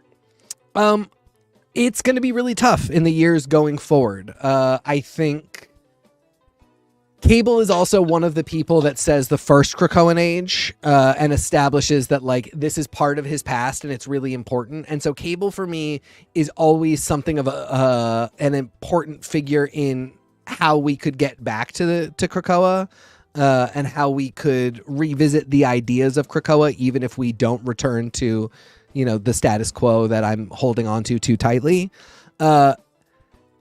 I think at this point, it really does become, I mean, everything is becoming about the character's verse. The Cable verse is one man along a constantly branching timeline, not so much meeting other versions of himself from like a reality where there's this thing happening or a reality where his suit is purple, but meeting himself at different times as he tries to sort through timeline shenanigans. And we're really starting to see that language in this, where he asks young Cable, have you ever heard of the Neocracy? Have you heard of the Neocracy? You haven't gone to enough timelines if you haven't. And I think but it's worse than the Dominion. That, yeah, I mean, that I want to give Nicieza a credit. I want to say that that's editorial mandate because they want this to be something that isn't just well, the Grey Gargoyle is involved, so you know it's a big fucking deal. That's like getting Billy Baldwin involved. It's such a big deal. Fabian, I'm on this ride with you, and so I'm going with it, and I'm smiling, and I'm having a little laugh. Boy, oh boy, that reveal was certainly unexpected, and I love to be surprised. I recognized the names, so I was like, oh. There's a moment where he starts to strip off his clothes where he looks really fucking hot. I'm dressed in my dream outfit. Unfortunately, it's also Conor McGregor's dream outfit, so I might need to rethink my fashion, but yeah, there is that. I was very surprised to hear the person I model my life after say, hey, we've got a threat bigger than the biggest thing the X-Men have ever faced outside of time, space, reality. It could be everything. It could be nothing. And let's go get it. And then we go get it. And it's a D-tier villain who isn't even cool among D-tier villains. That's okay. I'm on the ride with you. I know you're going to take me to a great place from here. And I'm going to laugh about this forever. And we're all going to say what a fun time we had at summer camp that year. But wow, oh, wow. That is a moment that I had reading this book. You know, and I think part of what makes this book so shocking is when you think about who Jerry Duggan is to the modern X-Men, I guess in some ways, if you view Jerry Duggan taking over for John Hickman as a parallel to Fabian Nicieza taking over in so many ways for Chris Claremont, there really is an heir apparent vibe that makes this feel very like home. I found this book like home to me because I'm preparing to say goodbye to Krakoa. This did not feel for 1 minute like it is a part of the fall, of the rise, of the powers, of the 10, of the X, of the 5, or whatever. Which maybe for me, when I graduated college, I had gotten to a point where I was living and working in New York, and I would get to class because I had to... Britta. Very Britta. I am Britta Perry and Britta Filter from Drag Race. I can't shut up about living in New York. I am 100% the worst. I was living and working in New York, and then like school was like 20% of my day, my week, because there were days when I didn't go at all. And so my graduation, which was like to some of my friends such a monument. My parents didn't go to I didn't go to my graduation. I didn't do anything for that. And for some people in my life, it was a week of like tears and events and memories and just winding down. But I had other stuff going on. Not that I was like more monumentous, but I was just working. And it just, my life went on. It was great. And I think a lot about what a good time in my life that was. This felt, in a way, kind of like, this is like the most cathartic thing that I could read, because it really is like, everybody else is at graduation. They're freaking out about the end of the Krakoan era. They're in the white hot room. They're at the trial of Cyclops. They're having these huge emotional moments. The poking Sinister's in the card suit. Cable is fully aware that all of this is happening. He has another job. He's busy. He's working. But how is he literally skipping the return of Apocalypse, the ascendancy of Sinister, the defeat of Xavier, the torture of Cyclops, the murder of Jean, the evil reality-altering ascendancy of his mother, and he is just like, BRB, I have an Avengers Forever to do. Grey Gargoyle is coming for us, guys. We got to get into it. I completely agree insofar as everything you're saying, if they would let me write it, that is 100%. He would start at the Limbo Embassy and just place to place go deal with every single thing that is happening, because they all are so important to Cable, and Cable was so important to making all of these things supreme. We couldn't have the 12 without Cable. Nothing Apocalypse or Sinister related really we could have without Cable being part of it. So that is, to me, incredibly unfortunate. But it is so not happening and so not going to happen, which I already gave up on when he didn't show up in Dark Web, which was all about his mom being upset that they never got to bond. So at that point, I just realized I'm not going to get this stuff. And if I'm not going to get it, Fabian Nicieza writing Cables talking to each other is something that I have also felt that I've needed for over 2 decades, and getting it is good. It is good. But man, oh man, everything you said really actually is, I mean, if they were ever like, where did we go wrong? Not having Cable be super important to these things that he is the foundation for. Because I feel like in so many ways, while Rachel Gray was definitely popular as Phoenix, she was never as popular as Cable was. Cable iterated through comics into multimedia and, eventually made his way into the TV show in a major way. Of course, I'm talking about X-Men, the animated series. When you talk about things that made time travel possible for the X-Men, so much rests on Cable and the re-envisioning of the Ascani future timeline, understanding how many big parts came together. When you think about that it involves a celestial ship, it kind of makes a lot of sense that right now we're seeing the rise and fall of the X-Men deal with such major Marvel multiversal ideas as Dominion. I personally probably would not have had Sinister be part of the Dominion, but when we consider that Cable is kind of in many ways the source of the multiple timelines that iterate throughout the X-Men, it makes sense that Sinister, a character so closely related to Cable, would also be in a position to be multiversally dangerous. Yeah. It's all plausible. It's all on the table. And I just, maybe if we're lucky, this is just the first time we're revisiting some of these concepts, because the idea of Cable engaging in... Cable has the techno-organic virus, which is related to the Technarchy, which is related to the Phalanx, which is how we get to Titans, which is how we get to... it's all there. We could do it at any point, and there are really times where it does feel really wrong that we're missing these opportunities.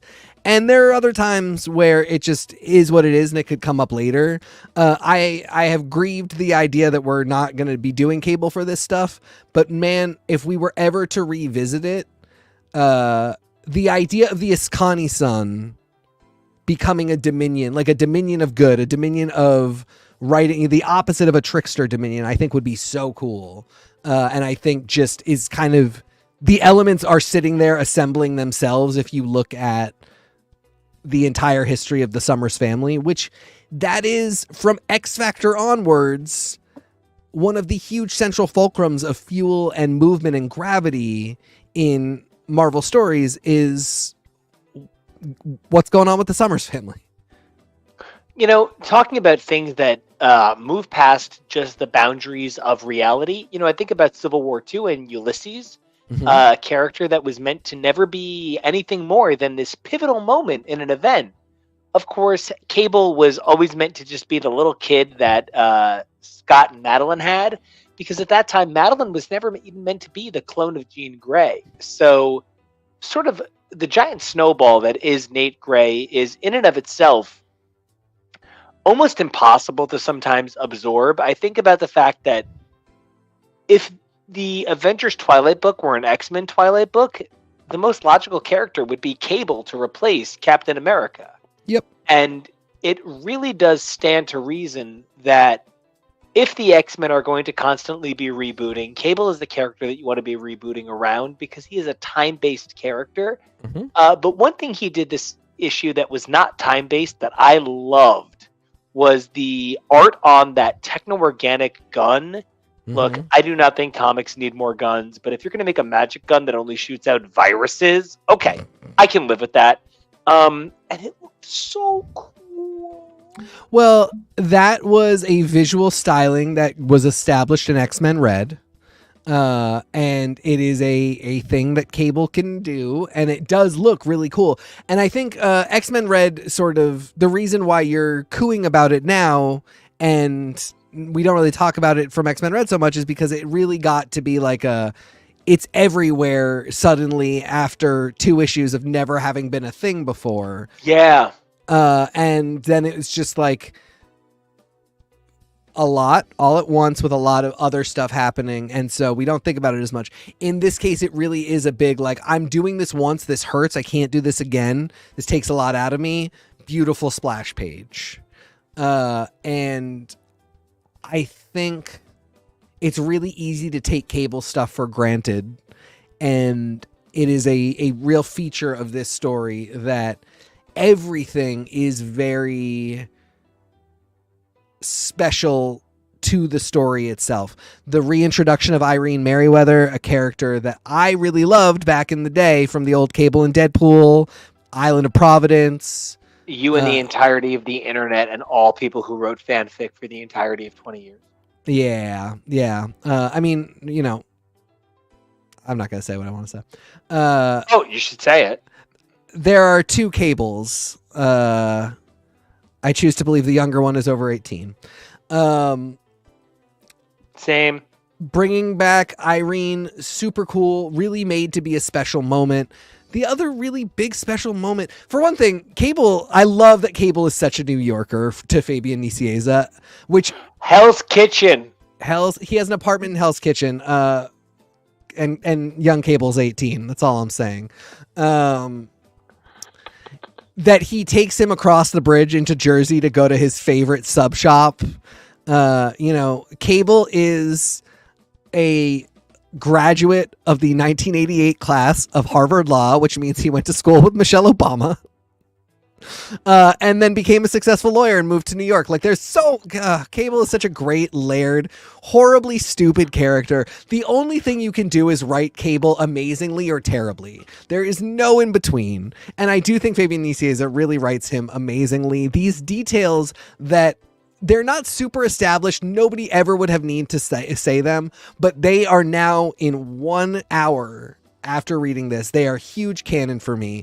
That Cable, again, like me, can't shut up about living in New York. He has this whole life, and he takes his little brother-son clone boy to go get subs with him, and it's such an important thing. And because the other thing is, though he got that time with Slim and Red, Cable has never really gotten to be fully raised by parents. And it is very clear that he was supposed to be.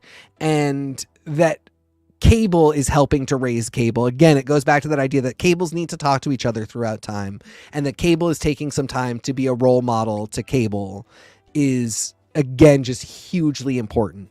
So much of this book is just about the special moments that make Cable such an important character. How would you feel if Kid Cable decided he was X-Man, since X-Man is, you know, X-Man? To me, it is exceedingly important to deal with Nate Grey in some capacity that isn't the worst thing I've ever read. But I love the idea of Kid Cable taking on the X-Men moniker. I really like, I'm not even going to say my pitch. But I love the idea of Kid Cable taking on the X-Man moniker. I think that would be really cool. And I think part of the reason that I really want to see that is because Age of Apocalypse is so uniquely its own thing. I don't know that Cable and X-Man feel like quite the same thing the way that maybe even Ultimate Wolverine feels like our Wolverine.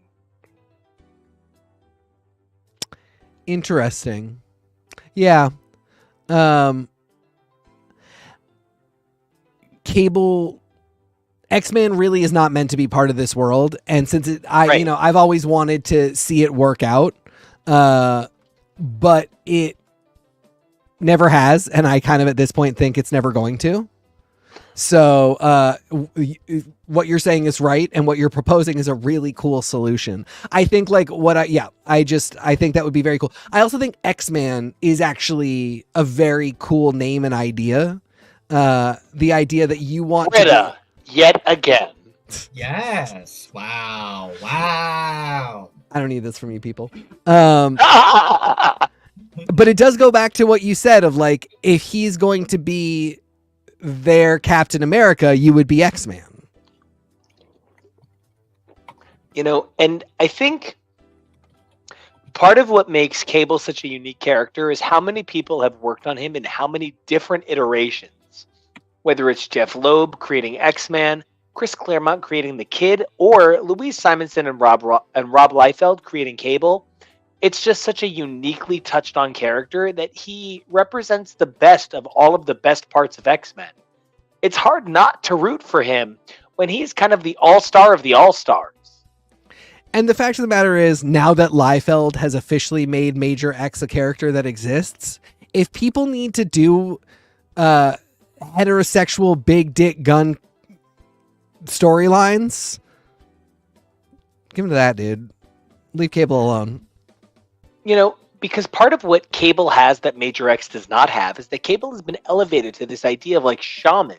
Yes. Cable has reached this idea of a religious significance that Major X in his 11 appearances altogether can't hope to, ever achieve. Of course, he's had 6 appearances so far. I'm projecting that he will have 11 total.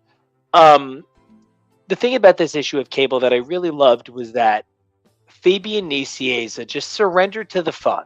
This wasn't about Krakoa being a sad place of endings. This wasn't about the Marvel Universe being a complicated place of reveals. This was a classic issue. This could have been from the 1970s. This was fun. Yeah, absolutely. And that's what I'm kind of saying about, the old guard still knows how to have fun and still knows how to reference the old stuff. It's just when some of the guys really can't, they'll reference the old stuff, but there'll have to be a teenager on the panel, and the teenager references some like 20-year-old not special show, special like teen show, and just it completely fails. Like if Kid Cable were to be like, I just started watching Euphoria, it would fucking kill me. It would just kill me. And that's the type of stuff that happens. Because there's such a desperation to keep them cool and young and new. Exactly. But I think it's something that has to come kind of instinctually and naturally. And if you can pair that with really understanding how to write fun stuff, you just get great stories. And that's what Fabian Nicieza gave us here. I know we're wrapping up on this. I really quickly just want to check in on the other Fall of the House of X stuff, which is Iron Man 14 and X-Men 30. I think I just want to say that one of the things that's been so exciting is whether it's the bigger picture of the ability to incorporate new ideas into the X-Men, because the MCU is now a fully rights-owned place. I feel like one of the things that we're seeing is characters that grow the X-Men. We look back, because X-Men 30, we can bring up Spider-Man and the X-Men. Mm-hmm. There were these touchstones that said, oh, look, the X-Men still exist in the Marvel Universe. But it hasn't been this fun since like the 1990s with things like the aforementioned Maximum Security. Yeah. It just hasn't been this sort of free-for-all in a while. While I think Invincible Iron Man has been to the greater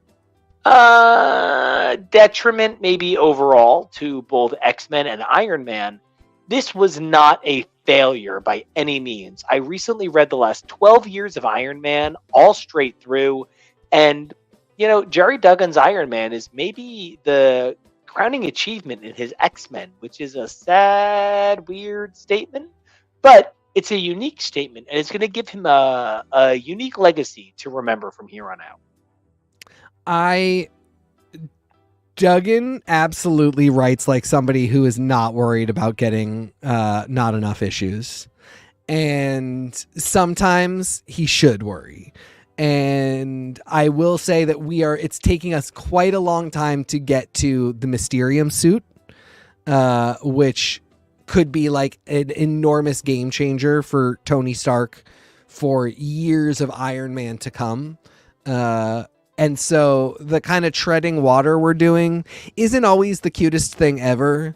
But when it leads to moments like Forge and Riri Williams, two passionate inventors teaming up. So good. So important.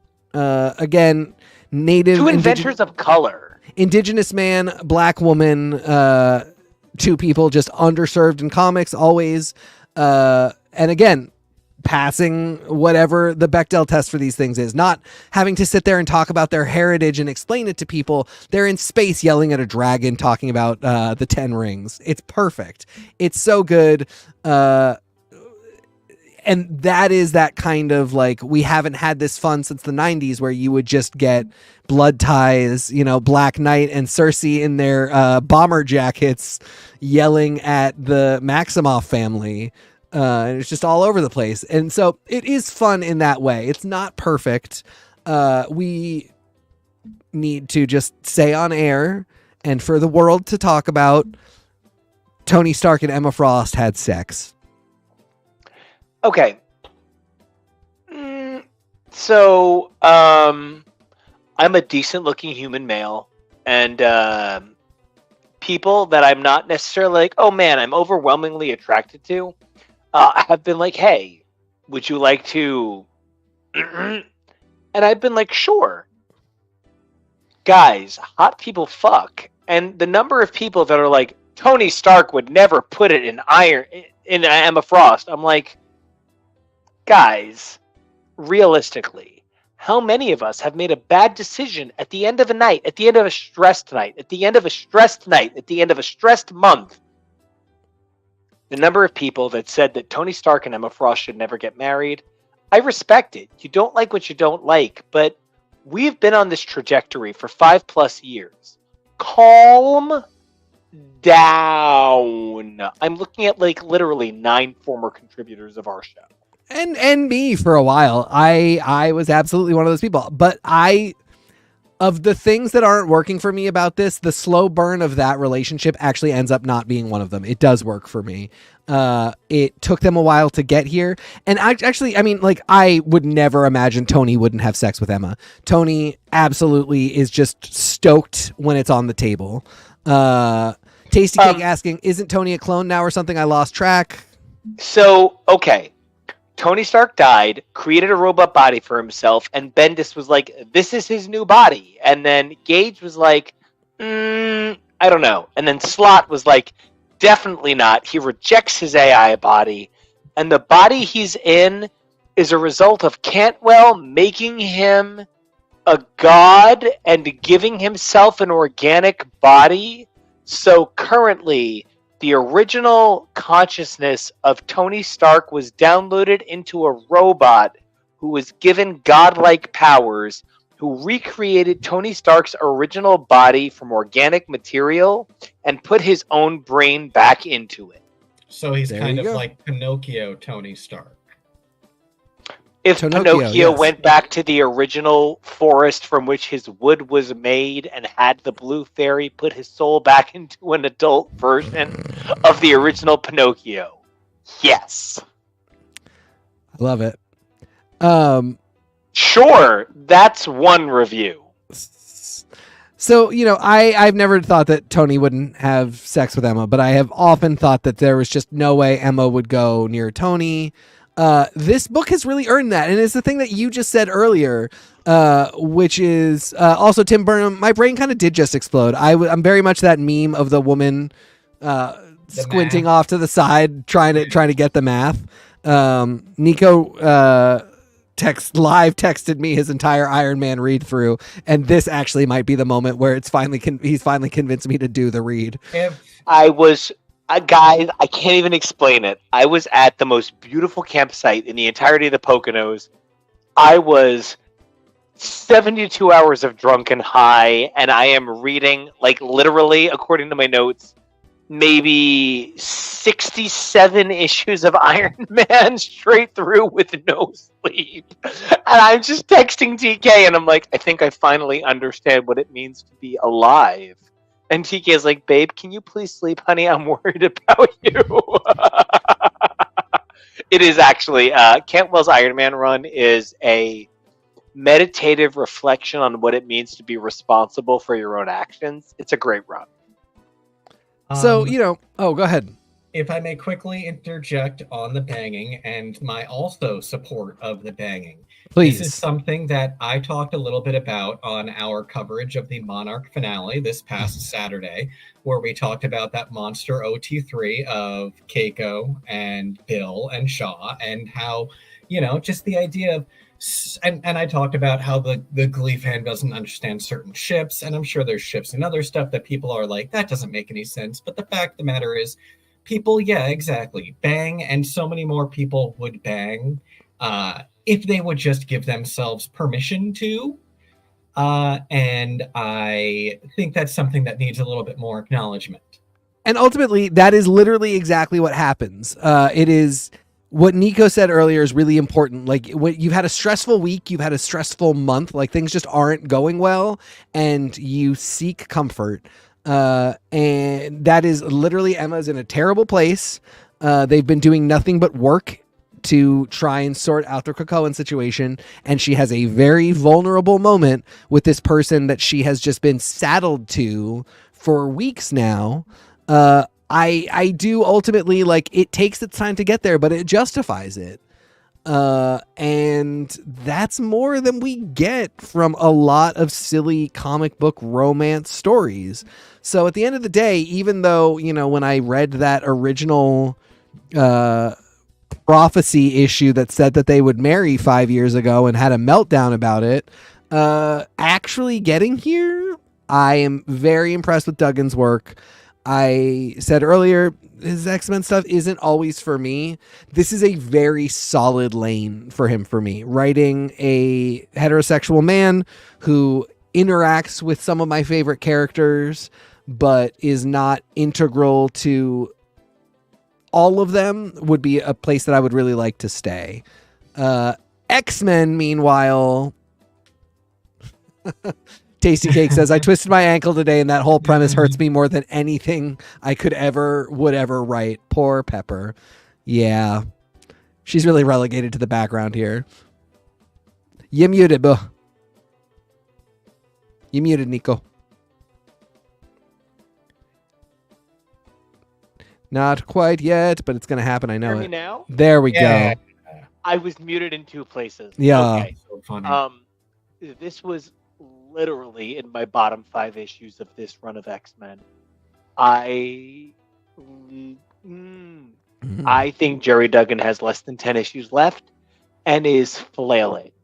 This is a gentleman who had 10 years of stories left in him and has 1 year to tell them. This was not what I wanted for Sync. Sync felt like a tertiary character in a book that only had 2 characters. I thought the pacing on this was deeply uneven, and part of what threw me off about it is if anyone could convince me that the High Evolutionary is interesting, it's probably Jerry Duggan. If Jerry Duggan had just made all of Phelan, the Evolutionary, had inserted himself into human affairs, I'd love that book. But what we got I don't know. This is too many people way too close to the end of what feels like a lot of clever ideas with nowhere near the time or the runway to take off. This was such a weird thing to me because of all the ideas, comic book fans really demand that you pay off your ideas now. But Yes. we grew up in the Claremont era, and we've talked about this a lot, where just stuff got said that sounded hugely important, and then decades go by. It's never touched again. And it's stuff that like entire world-ending plots could hinge on. Just a couple panels one time, never talked about again. I love that issue where Sync gives his blood to the High Evolutionary. Yes. And it so obviously felt like that's going to be a huge thing. And in a world where Krakoa went longer, or a different person with a different plan had been writing, yeah, that absolutely could have been a really big thing. That is exactly a plot point that I would say it's okay to forget that happened. We do not need to pay that one off. What? If Steve Orlando were Chris Claremont, he would be Taylor Swift. Okay. I can't stop laughing at that idea. Yeah, I gotta everything you're saying. I gotta pray on that for a real long time. If somebody as brave Claremont, though. Well, like if somebody as brave as Claremont were doing what Jerry Duggan was doing now, this issue of X-Men would have been classic X-Men 267. It would have been, Uncanny where Wolverine, Captain America, and Black Widow fought the Nazis. But Jerry Duggan's reach on X-Men is limited by the boundaries set by guys like Claremont 40 years ago. So instead, it's the High Evolutionary as a nightmare in Avengers-esque plot point.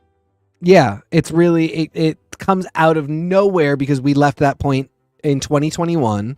It doesn't feel. Thank you for looking it up. It doesn't feel hugely important to this story at all. I didn't need it paid off. That's the thing, is will remember that forever. And if in 5 years somebody else had said, we're doing a Counter Earth story with X-Men and it's going to get mentioned that he has Sync's blood, I would have thought, that's cool. That did happen. That's true. That probably changed a lot of stuff for him. Maybe he made Counter Earth mutants. To do it here, where it feels like that thing where somebody's like, oh my God, I just remembered. I gave the High Evolutionary my blood. Let's go. And it's this really fast trip that then fridges Talon. And sure, that is a very have your cake and eat it too situation that makes a fridging almost more insulting. No, I had no cake. Yeah. No beautiful butts were put in front of me. They're no just cake. zero butts. So Talon's body was killed by the High Evolutionary in a way that does not feel realistic. Whatever. You messaged me earlier. We're like, hey, guy, your attitude changed, and I was literally in the middle of reading X-Men number 30, and I was like, no, I'm just having a moment. There you go. Her mind, Sync downloaded her mind, and he's gonna get her a new body.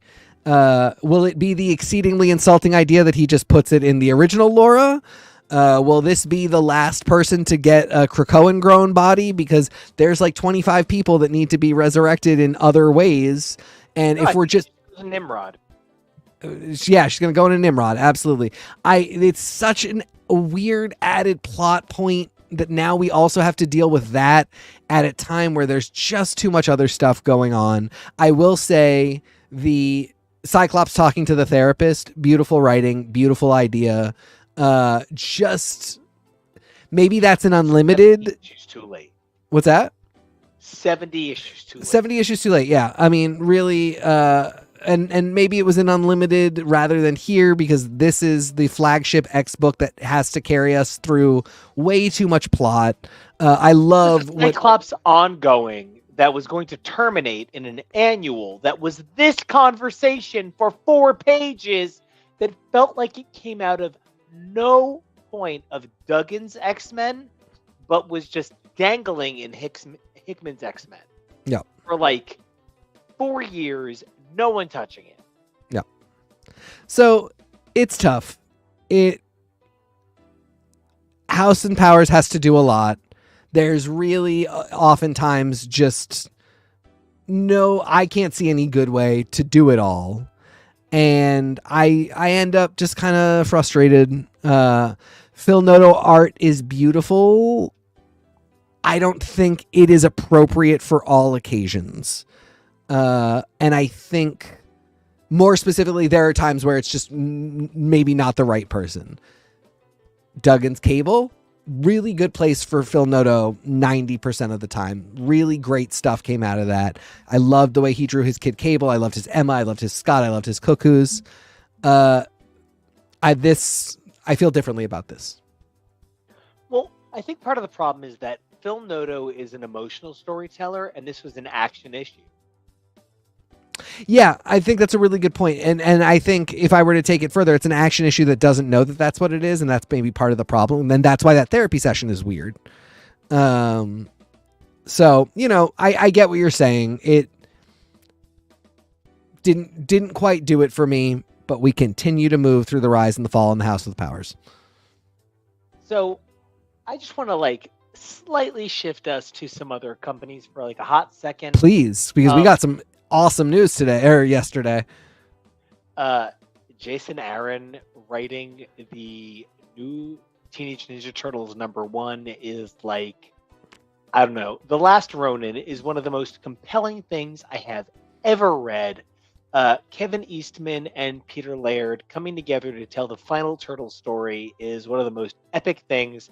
I love the future generation of Turtles. Those are 4 incredible characters.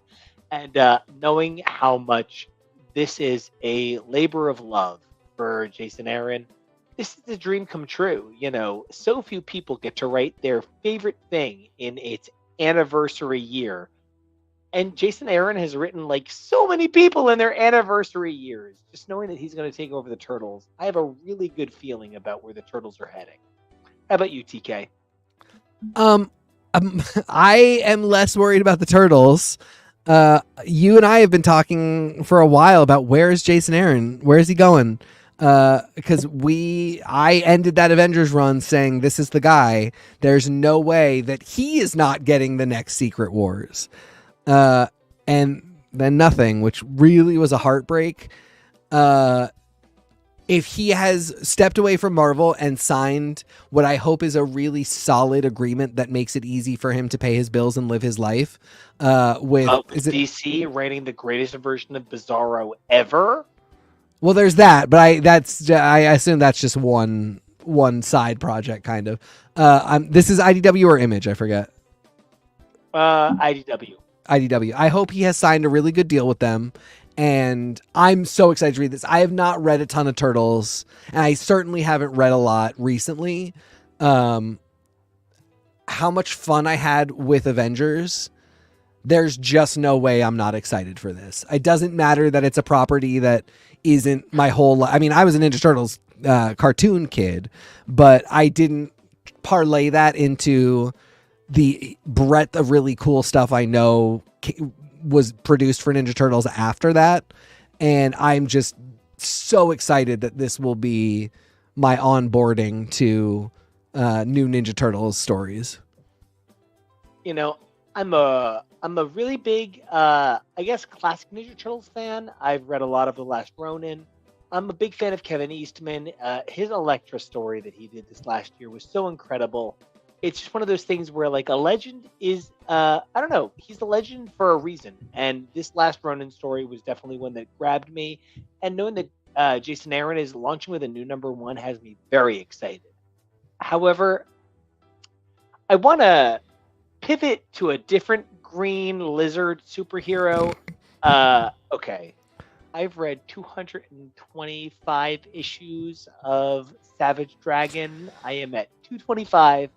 I will eventually catch up. I read the plot of 267 and my whole world is shattered. As a guy who has read 225 issues of Eric Larson's Savage Dragon,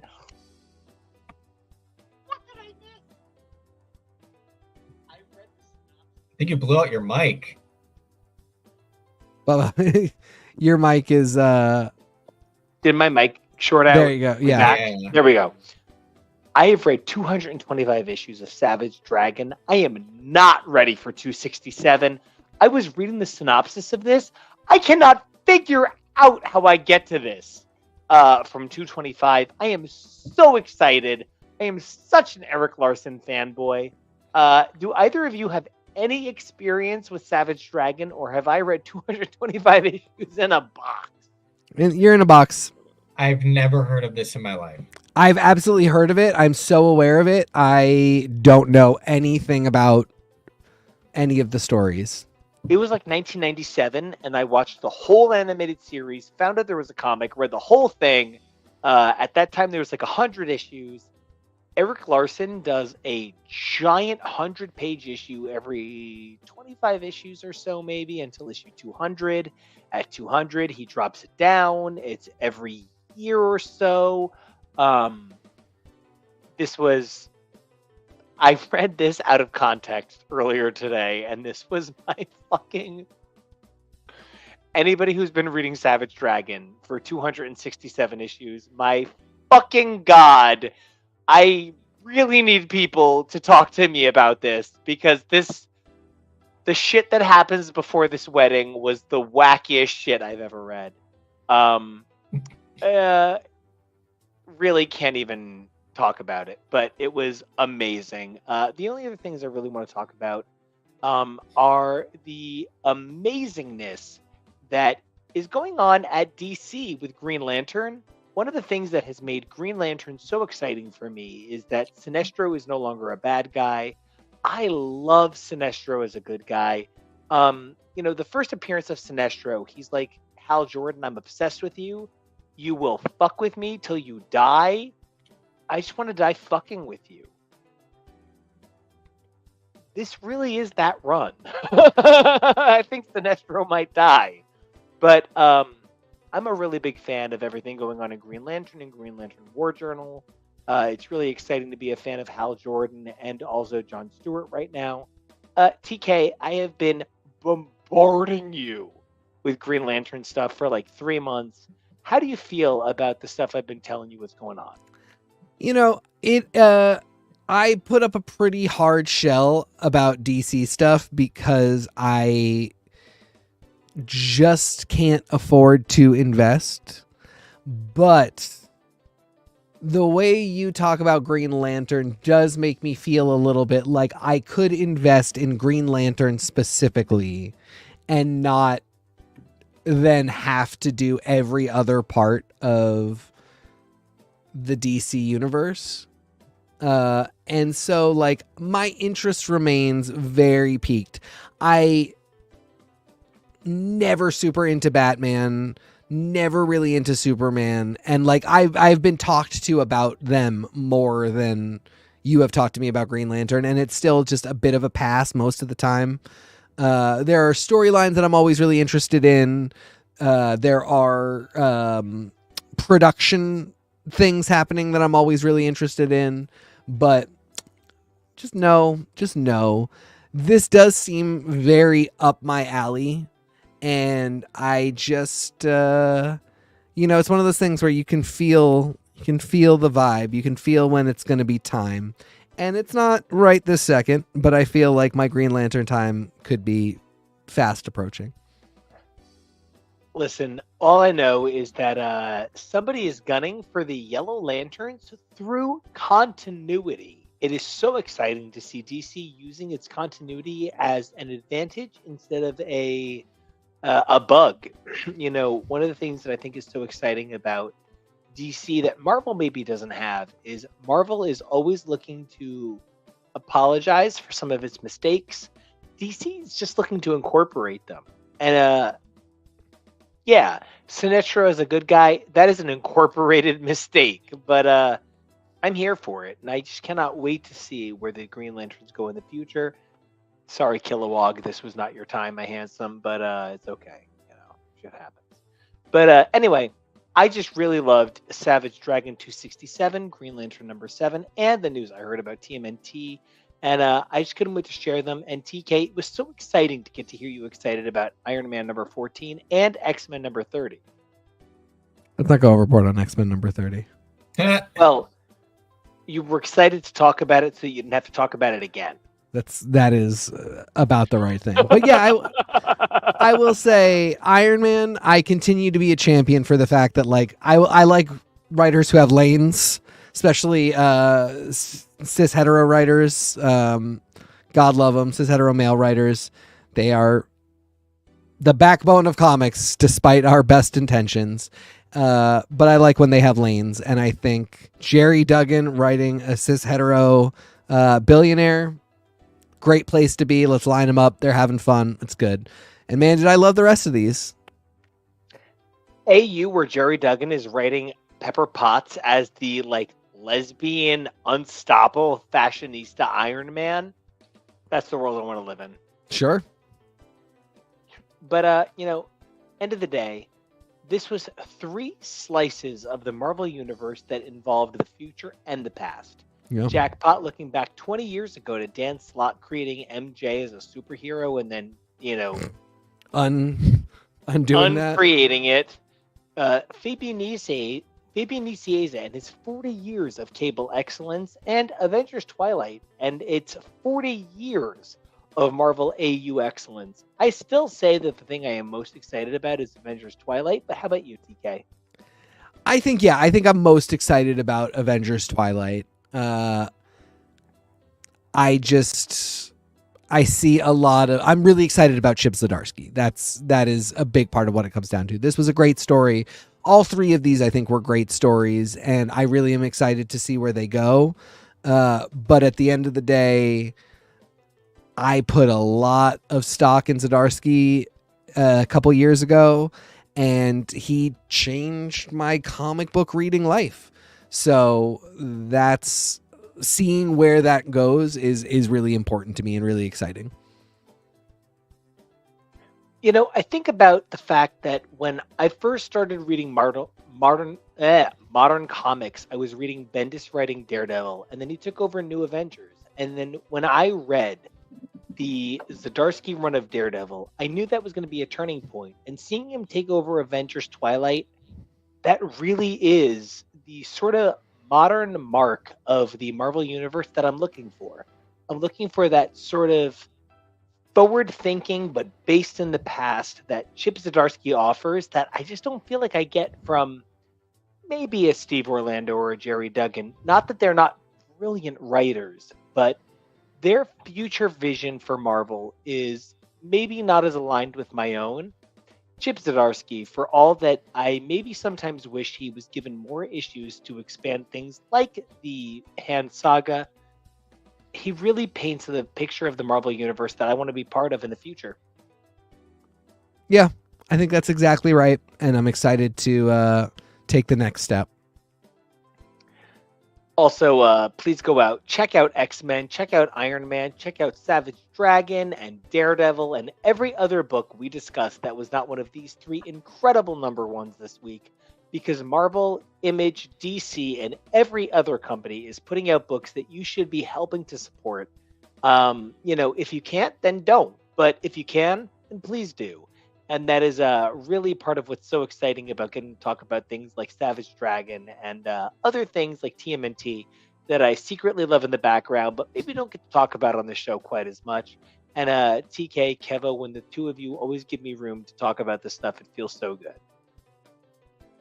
I'm stoked that you did. I mean, you mentioned that really offhandedly, and I was actually really excited because we always know we're going to talk Marvel, and every week we know we're going to talk Marvel comics. But getting a random Green Lantern update throughout my day is actually really fun. I think it's very interesting. We got excited about Teenage Mutant Ninja Turtles together, so I was stoked you brought that up because I wouldn't have thought to. But then randomly, when you were just like Savage Dragon 267. Completely out of left field, and I love a completely out of left field moment. I'm so stoked to hear more. I literally never thought those 2 characters would get married. I am mind blown that Eric Larson has been crafting this story since like 1992. We talk about Chris Claremont. Chris Claremont created the X-Men within the boundaries of the Marvel Universe. or recreated them in 1975, jumped off in 92, jumped back on in 99. Eric Larson has never left Savage Dragons since 1991. That is incredible. Yeah. That's some commitment. I'm stoked. So, Kevo, where can everybody find you online if they want to know more about you and the amazing graphics you created for this unbelievable episode? You can find me over on the socials at Kevo Really. That's KEVOREALLY. Do you want to go to the future board? What? Oh, sure. No, I can.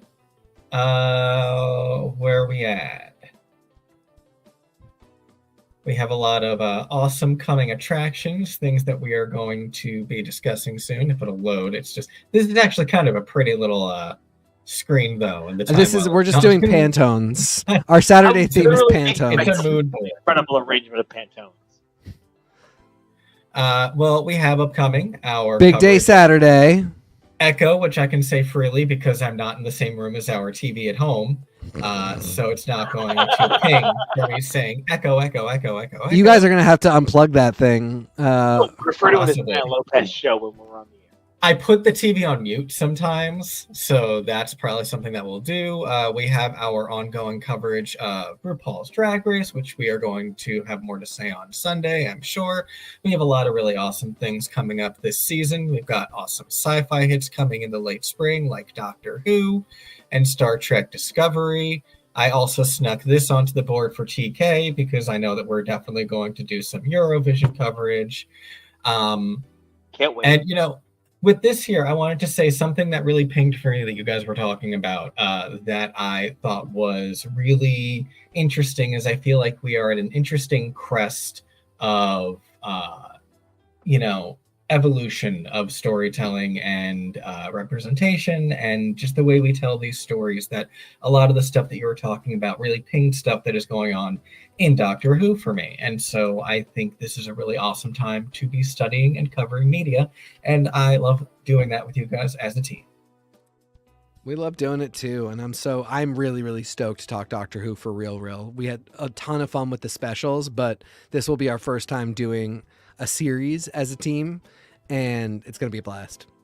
Heck yeah. The weekly installment of Doctor Who is always sort of more one and done than the comic universe that we always compare it to. So that makes it really exciting. The idea that every single week of Doctor Who is a historical dose of how the universe could have been.